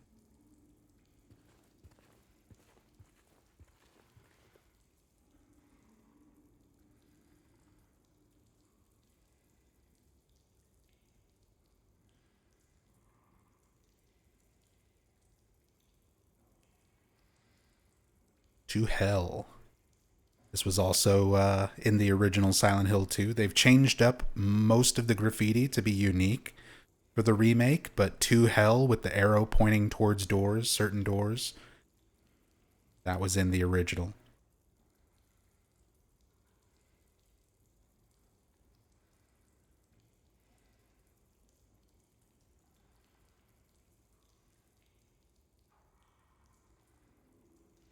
Level or love? No, it's level.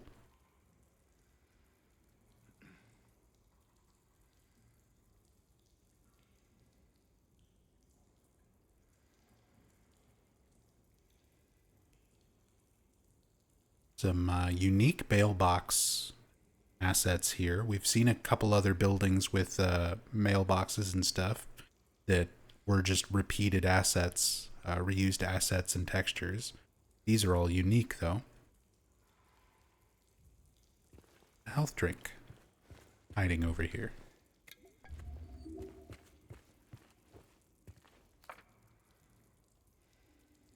Dear Madam, in response to your complaint regarding the gunshots coming from apartment 217, we have paid a visit to the tenant and he assured us that he does not own any firearms.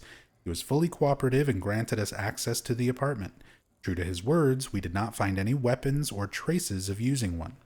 Should the noises persist, please inform the janitor. Sincerely, Woodside Apartments Administration. I really kind of like the implication of this note and that apartment because that's where we pick up the handgun. That apartment is full of bullet holes, and there is a cool little I don't know if you'd call it an Easter egg. There's a neat mechanic in that room that I'll definitely explain once we get there. If you've seen my previous story playthroughs on YouTube, you already know about it, but there's some really cool stuff with the handgun room. A secret event? Yeah, Kabi-sama. It's a good way to describe it. An optional secret event. Something that not everybody is going to interact with things in a certain way to see it. But the implications of it are pretty neat.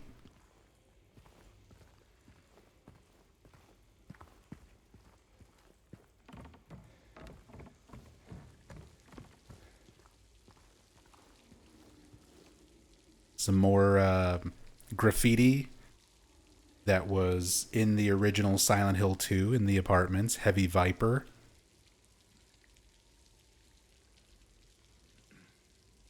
Heavy Viper itself is a variation of the Vic Viper from Konami's Gradius series. So this is also a little Konami game series nod. Sidaluni. Sidaluni. Welcome back. Thank you so much for the 39 months. Thank you so much, CD.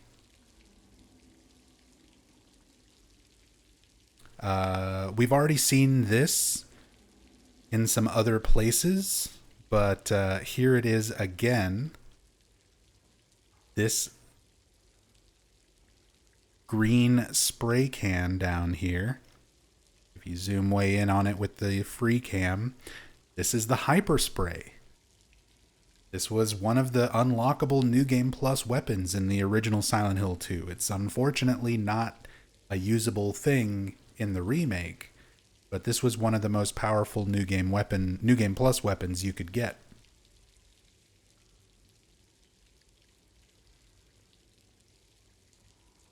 And even the green color of the paint coming off of it, the Hyper Spray, was different colors depending on your previous ranking on the previous playthrough that unlocked New Game Plus. So if you got a full perfect 10-star ranking in the original Silent Hill 2, your New Game Plus file would have green Hyper Spray, indicating that it was the strongest version of the Hyper Spray.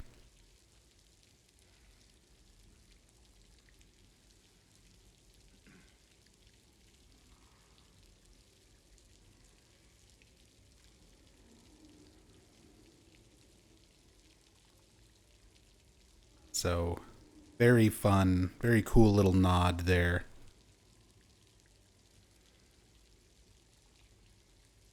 Even though it's a shame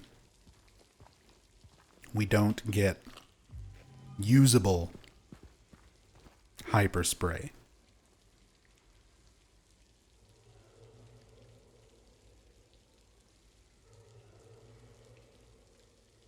Bunch of cans and things here. Gotta check inside every can as we go to see if there is canned light bulbs. Imperium paint. No bulbs. No light bulbs. With how many other really subtle references there are in assets and details in this game, I find it very hard to believe that Bloober Team would not have some kind of reference to the canned light bulbs, because they completely removed that puzzle from the remake. There's like no reference or mention of it in the normal gameplay. But I feel like they've paid way too close attention and included references to way too many other things to leave something like that out.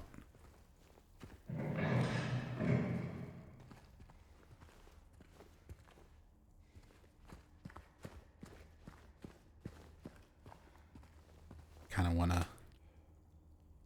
Yeah, so window overlooking the pool area. But also I just kind of want... There we go, a nice creepy shot of James looking out the window from this perspective.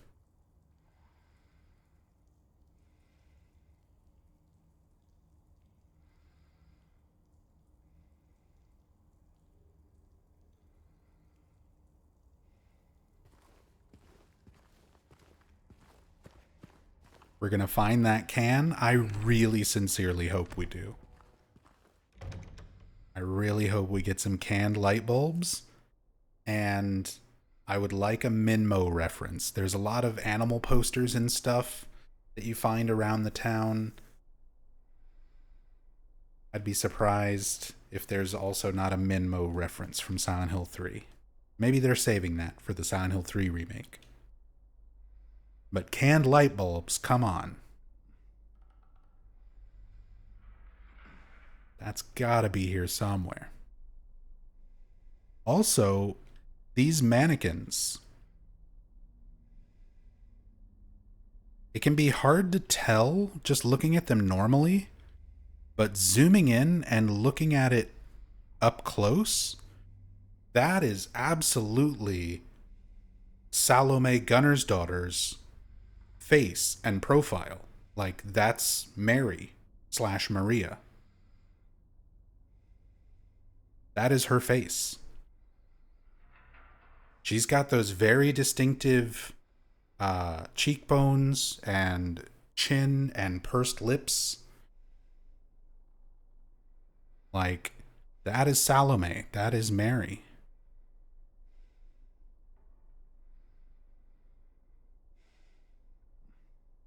Considering what room this is, we have the mannequin where we get the flashlight, and it's wearing Mary's clothing. But the mannequin's now having that face. That's for sure Mary's face.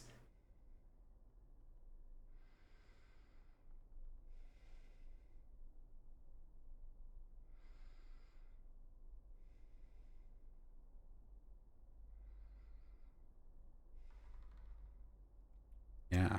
All of them have the same thing, same model.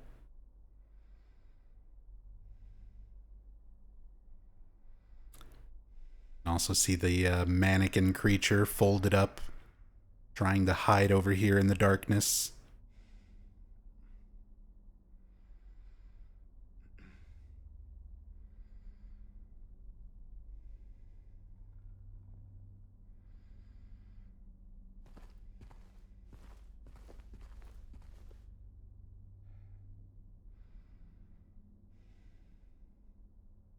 Kind of just want some good shots from this game too, as like 80% of this playthrough is just focusing on finding little secrets and looking at details with the cam hack. But I also like spending a little bit of time using it as kind of like a photo mode, since this game doesn't have one natively. Just to get some cool shots.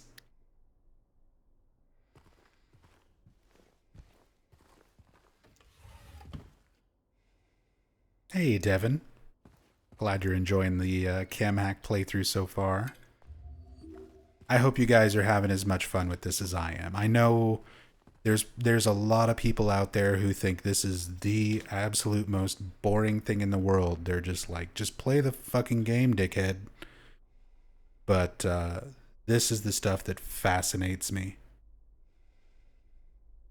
I have such an appreciation for the artistry that goes into making these environments, these character models, all the details.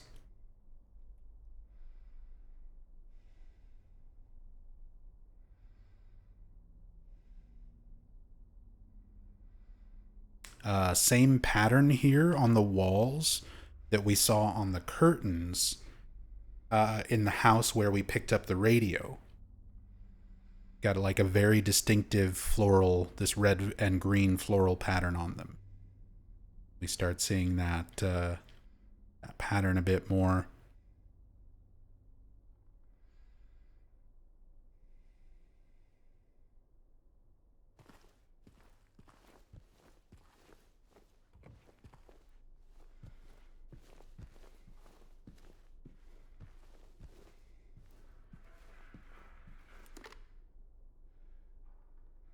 Flashlight.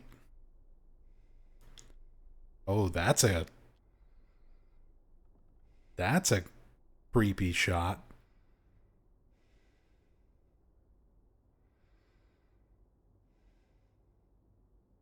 The lighting from the flashlight as James is holding it, but it's not actually like illuminating his face.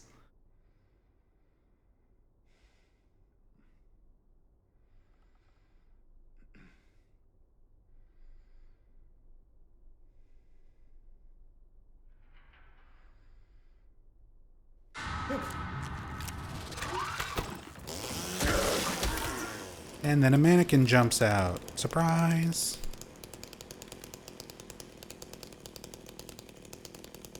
Our first look at the mannequin. At least one variation. We're going to see several variations, just like the lying figures, just like every other creature. They're not all exactly the same. Wrapped up legs.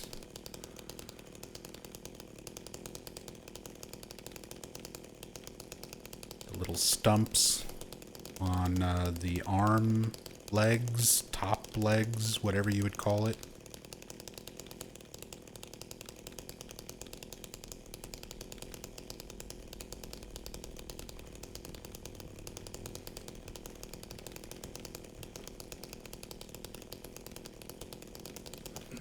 Come on, James. Quit posing. Just put the chainsaw away. We're very close to getting the handgun so that I can make James put the damn chainsaw away much easier. Don't have to just wait for him to do it on his own. James comments on the clothing. Once you examine it, he doesn't get too specific because his mind is still going through this delusion. He's not admitting certain things to himself. He's not accepting certain aspects of reality around him. But you can see from the photo of Mary, those are her clothes.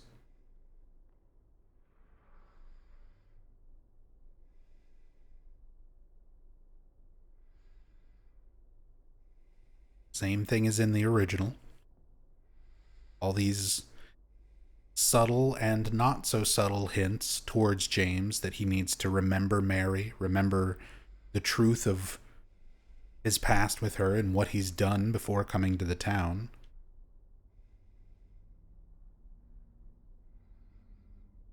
There's the inside of James's head. Blech.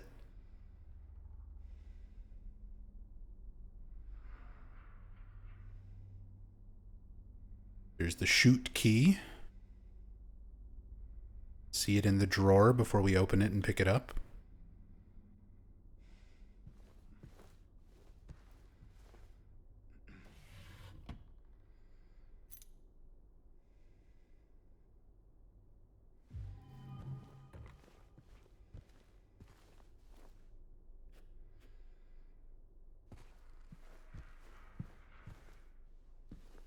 Cool stuff.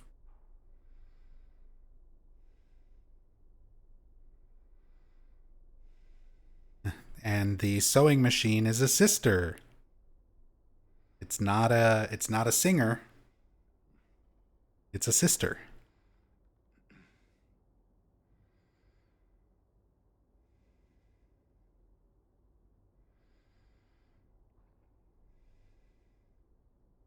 Serious, like, industrial sewing machine, too.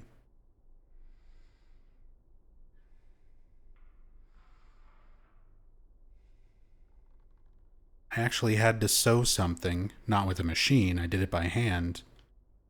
I had to sew something for the first time in like 18 years, 17 years, something like that. When I was younger, I used to do cosplay and do anime conventions all the time. Like practically every month would be a different convention somewhere. So I did a lot of cosplay and learned to sew and make costumes and props and stuff. Skills that I have not really had to use in a very long time. And my wife Rachel has a headset where the padding on the ear came off. I'm proud of myself. I managed to hand sew it back together because we can't really afford replacements and stuff right now.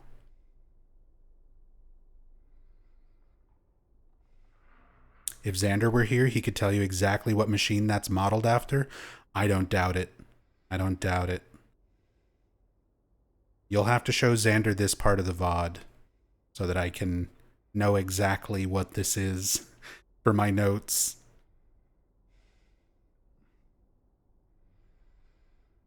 I've actually already had some awesome people, a lot of people who are watching these as they go up on YouTube. I've been leaving some comments clarifying some of the stuff that I've looked at. One person gave the model number for the one of the turntables that was in the Groovy Music store. So that kind of stuff, I love it. If you're out there and you watch this and you recognize in greater detail than me some of the things that we're looking at, please let me know. Share it. Let me know in our Discord. Let me know in the YouTube comments, however you can, because I appreciate that stuff, even the most seemingly mundane or minute details. Trust me, that's what I'm all about. I love learning that kind of stuff.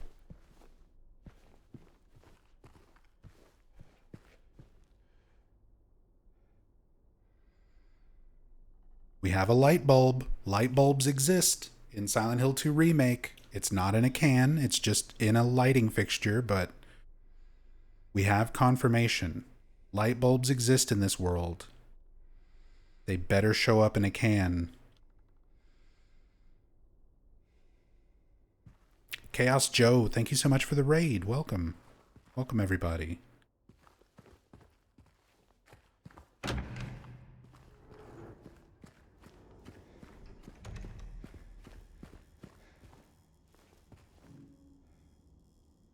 Room 201. This specific room, we'll get to it. I mean, we can just clip right in there and look at it now. Why not? Why not? We don't have to do things in order. This is a cam hack playthrough. We can just clip through, because this is one of the more interesting rooms in all of the apartments. Because this particular apartment is a recreation of James and Mary's house.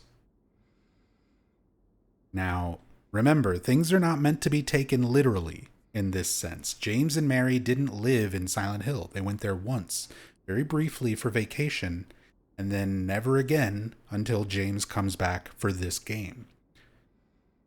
But James and Mary did have a home together, and James subconsciously, of course, remembers that home, that life with Mary, and is projecting it into reality around him. This is where Mary died. This was their room. You see it in the endings where James picks up her body. There's photos of them on the wall. They're very smudged. You can see James's boots and Mary's shoes. The bottom part of Mary's dress. Outline of where their faces are. Yeah, you can even see him through all the stuff smeared on it. But there is James and Mary standing together.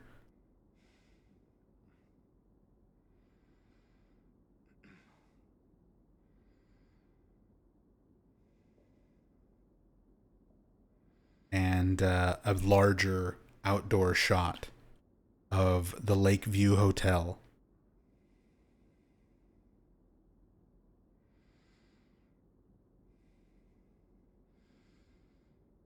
Where they stayed during their vacation.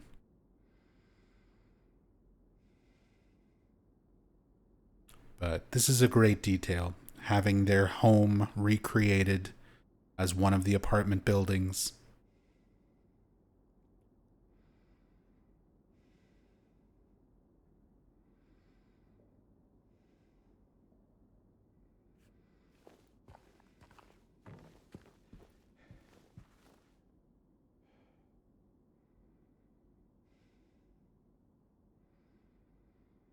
Some artwork that likely is actual artwork. We've already seen some other places where real artwork has been used.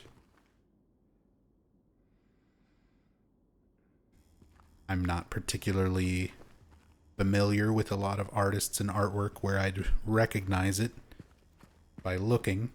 A lot of this stuff I have to reverse image search when I'm putting my notes and things together.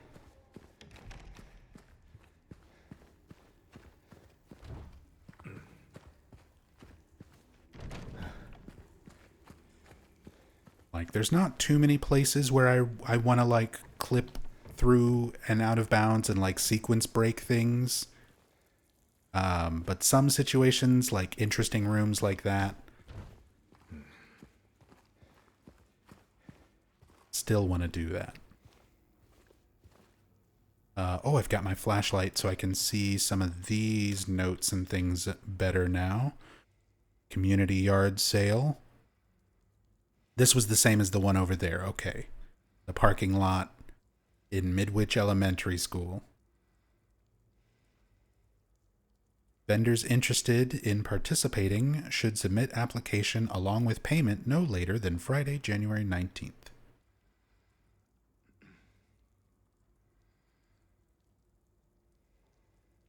Somebody who lost the diamond ring in Rosewater Park.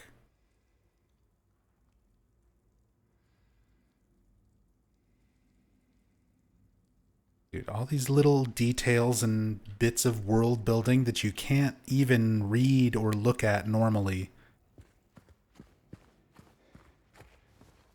Like, the amount of detail really is super impressive. Whether you love this game or hate this game or you're somewhere in the middle, just from a sheer art, like, appreciation of the artwork and the attention to detail in these environments, like, they are so damn good.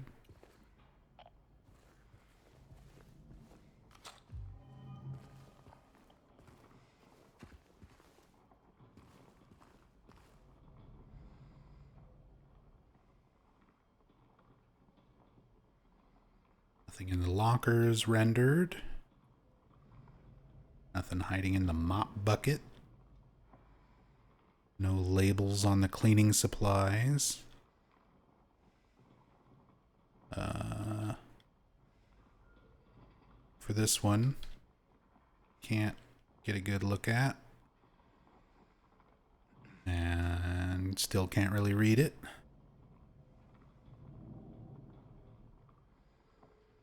Spare toilet paper rolls.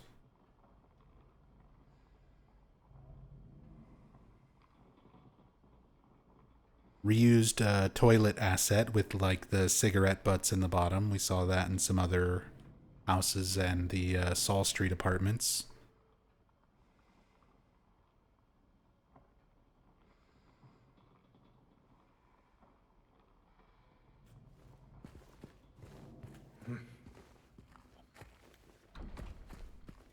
Can't get there yet.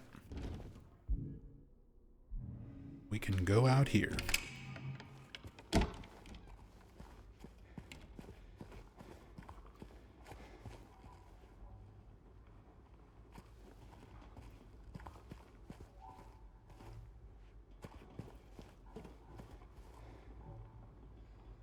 Warning, garbage chute out of order. Please do not use until problem is resolved. That's the note that you can read. I knew there was one that you could read that mentions the garbage chute. I thought it was the one on the notice board, the entryway, but no, it's this one.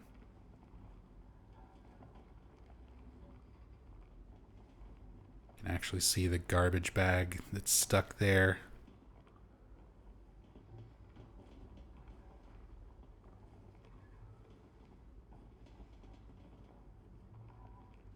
We go up the garbage chute all the way.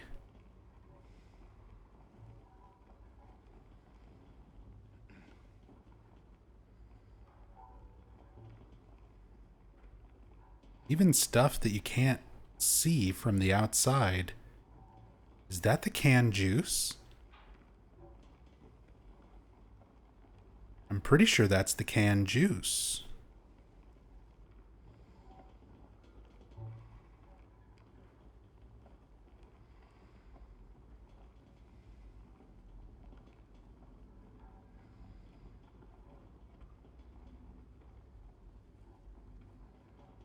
It's like an old rusted version of it compared to the one that we find.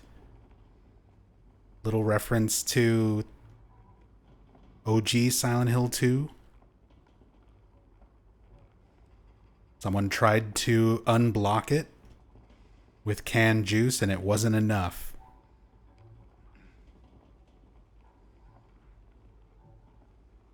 That's interesting that that's like hidden up here. Yeah. Especially because that puzzle is still here in the remake.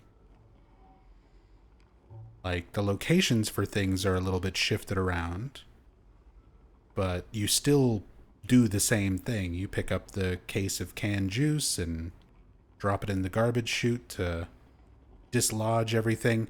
Although that does happen here. So what that might be is just a low poly version. Oh, it's not even. The lighting actually managed to hit it there. You can see it's the Blood Apple 6-pack. So this is more of a game thing, game design thing, rather than like out of bounds Easter egg. So you find the canned juice later on the upper floors and then drop it through the chute, and there's an animation. It does a little cutscene where you see the garbage falling all the way through.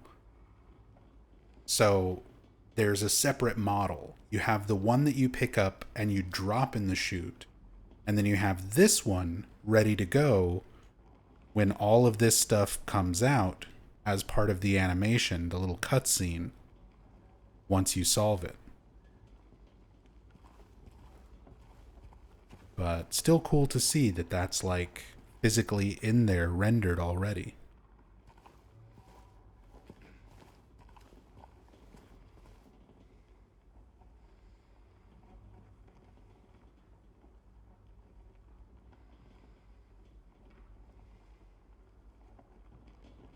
You can also see a little bit inside these movable, climbable carts.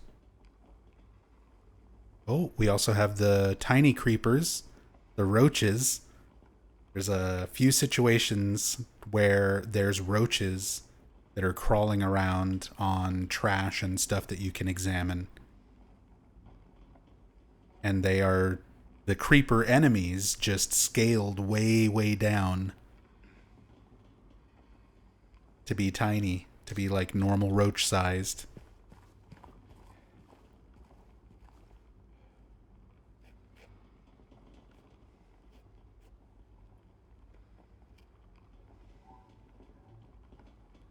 Ooh.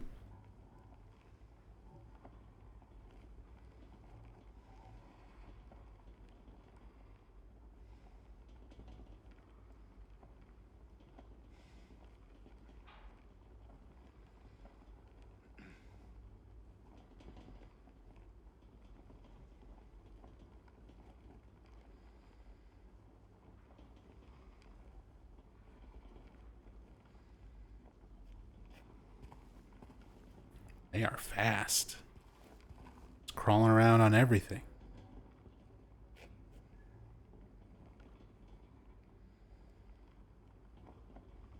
And they react to your flashlight. They move away from where you're shining your light.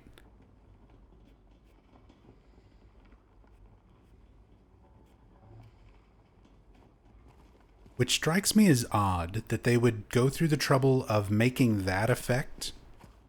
But in the moth room, in the original Silent Hill 2, there's moths flying around in the moth room that are attracted to your flashlight. So when you turn your light on, they'll fly towards you. When you turn your light off, they disperse. But in the remake, the moths don't react to your light at all. It's kind of interesting that they'll do an effect for the little roaches, the creepers, but not the moths. Yard sale. Cluttered house, cluttered mind. Get rid of unnecessary baggage. Forget about the mess. Bring everything and anything. Saturday, June 12th, 11 a.m., 3 p.m.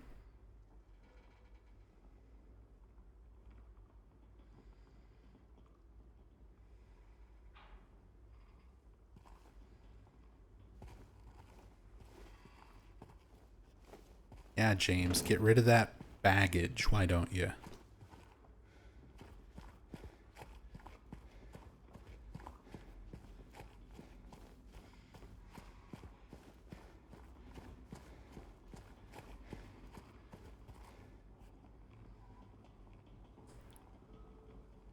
And again, just kind of a fun opportunity.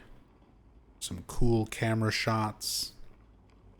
Looking at James, the garbage chute area from way up here.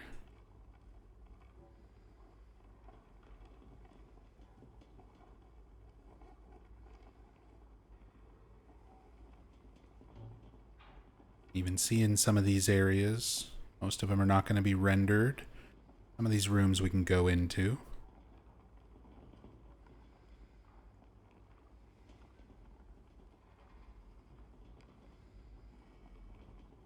Low poly chairs.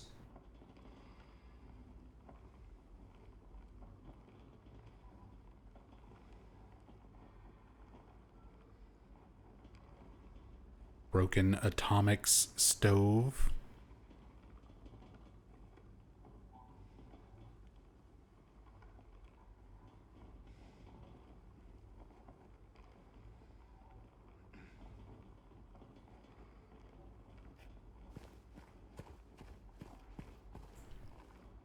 Okay. I know I said I wasn't going to sequence break stuff too much, but I just remembered there's something right over here that I wanted to test. So we might as well do it right now.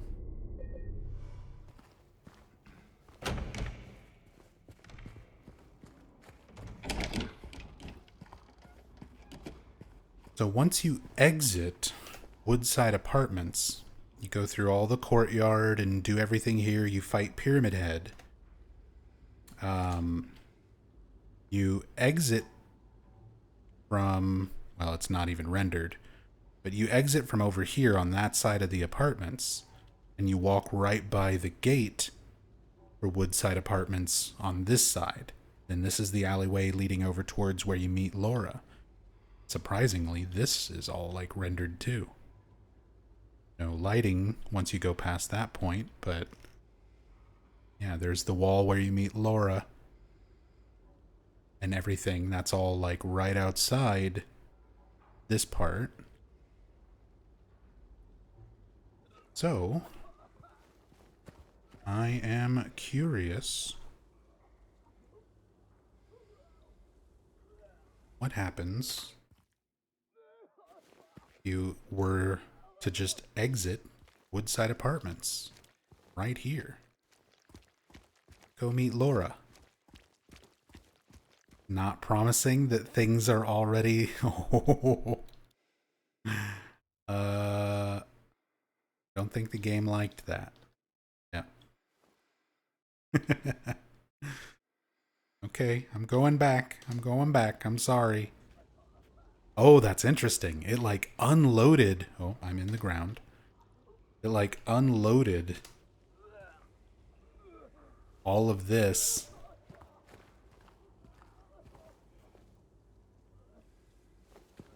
Okay, now I know.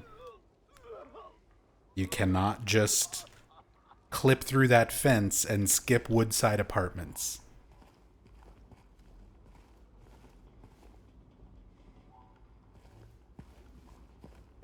Even though that's where you wind up.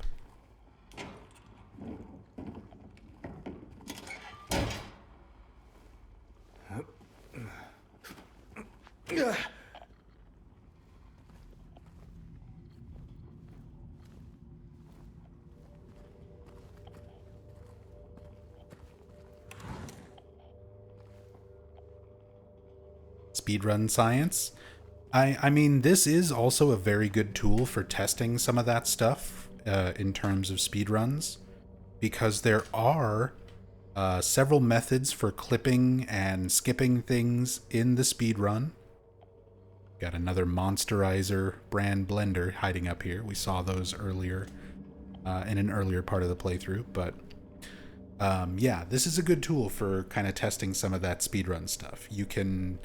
You can skip some things. There's a lot of stuff that surprisingly, if you can clip through it or go out of bounds in a certain way, you can still progress even after you break the sequence of events. But not everything, as we just saw. Not everything will let you just kind of go where you want. Locane siblings. Murder. Perpetrator commits suicide in custody. So this is our Walter Sullivan note. This was in the original Silent Hill 2 as well. It's a little bit rewritten for the remake, but more or less the same. The Silent Hill Herald. Locane siblings murder. Perpetrator commits suicide in custody. Walter Sullivan, the culprit in a recent homicide case, was found dead, having taken his own life on the morning of the 22nd in his jail cell. According to the police statement, Sullivan's death was caused by blood loss resulting from severing his carotid artery with a soup spoon buried 2 inches in his neck. Sullivan was apprehended on the 18th of this month on account of brutally murdering Billy and Miriam Locane.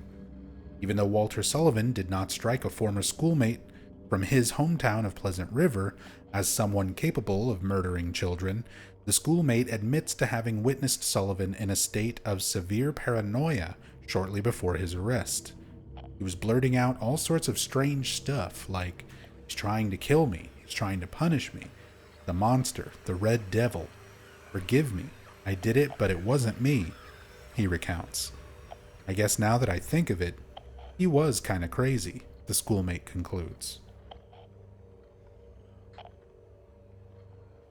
That's from the original Silent Hill 2. That is what Masashi Tsuboyama expanded upon when writing the scenario for Silent Hill 4 a couple years later.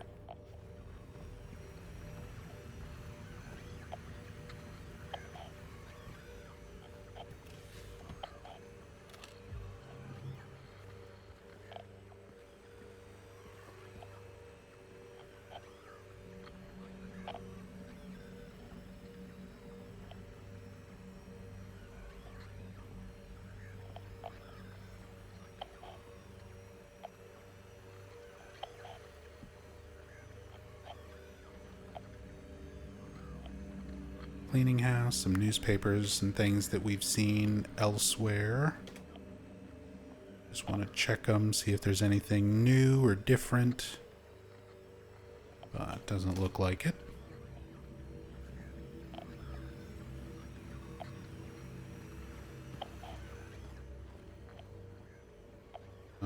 Some books and things on the shelf.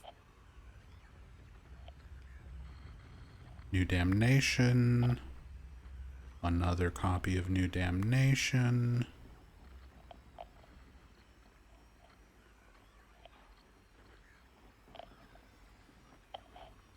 One of the same books and things we've seen.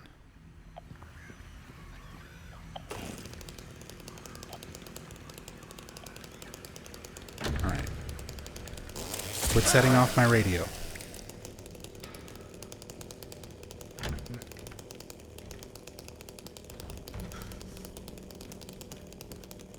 Trying to look at stuff. Inconsiderate monsters.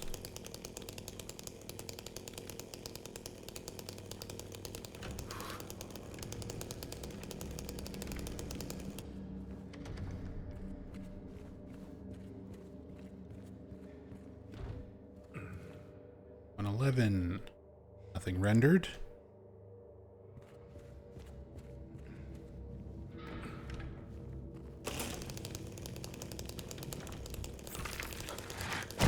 Whoops. Oh, come on, James. Please. Please. Just lock on and hit the thing with the chainsaw.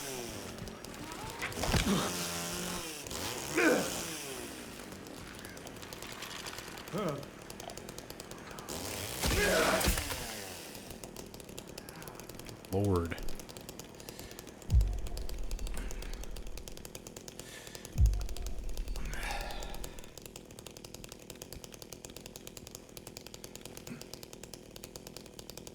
Yeah, and then sit there and pose like you did something. Chainsaw kind of sucks, not gonna lie. It's not just the chainsaw.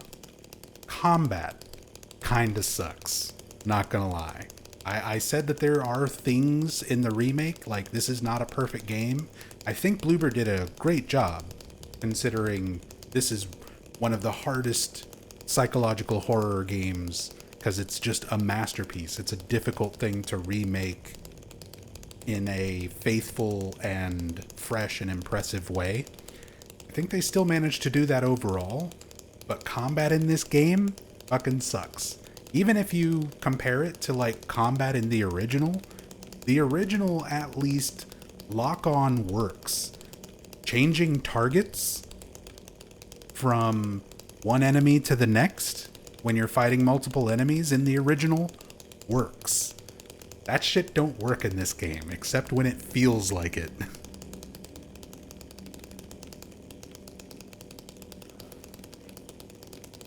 Combat is rough. Now, Bloober Team has never really done... Yeah, exactly, Sasam.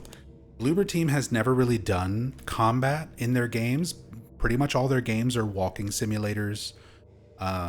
So, this is their first time really trying to do combat. And I mean, it's... For a studio that's never really done that kind of thing, it's fine. And combat is not the most important thing in a Silent Hill game anyway. Definitely not to me. Like, the story, the characters, the atmosphere, the music, sound, pretty much everything else is more important to me than the combat. The combat's very, very low on my list of, like, things I care about in a Silent Hill game. So it's not like it ruins the game or the experience for me. But there are definitely times where I'm just like, please, just do the thing. I'm looking at the enemy. I'm clicking the button. Please just kill it. Please.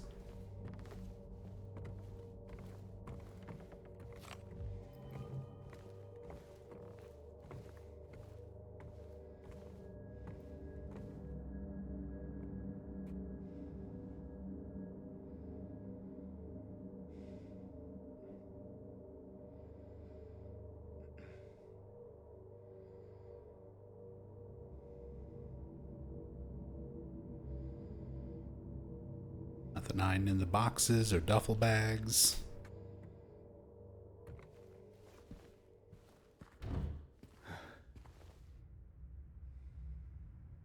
Unrendered room.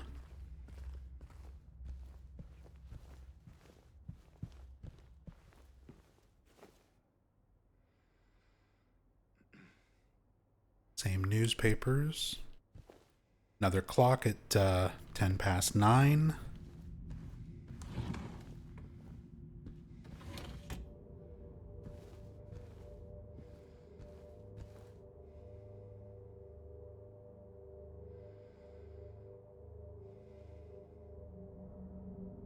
Thing rendered in the freezer.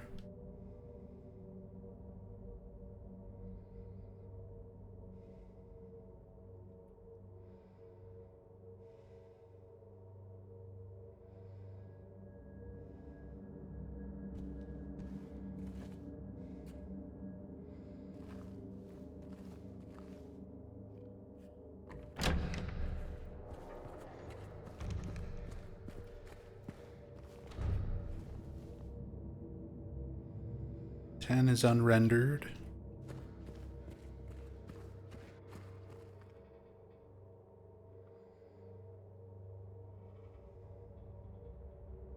Text there, but not readable.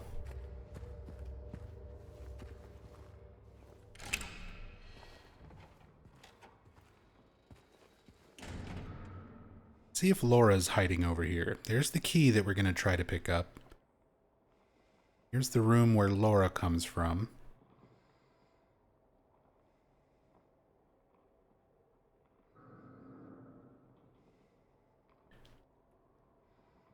Surprisingly, a lot of it's already rendered in. Let's try teleporting over here. And now what, Laura? Actually, I wonder how this works.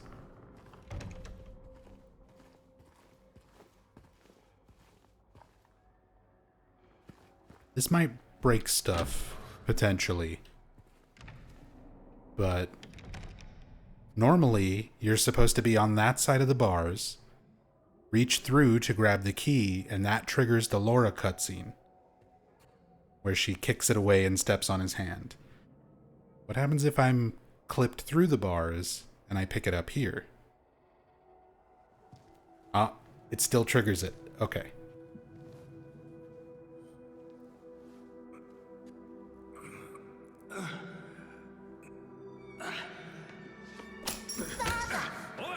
Baka.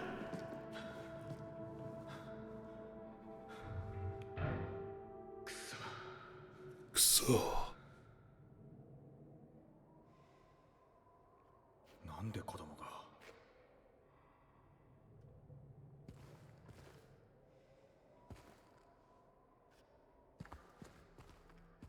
All right, and it puts me back on this side after the cutscene. Was curious how the game would handle that. Just triggers it all normally, as though you were still reaching for it from here.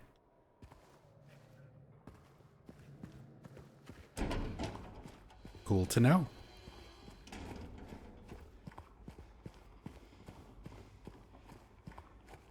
Just in case I do wind up breaking something, I do want to make another save before we go chasing after Laura that way.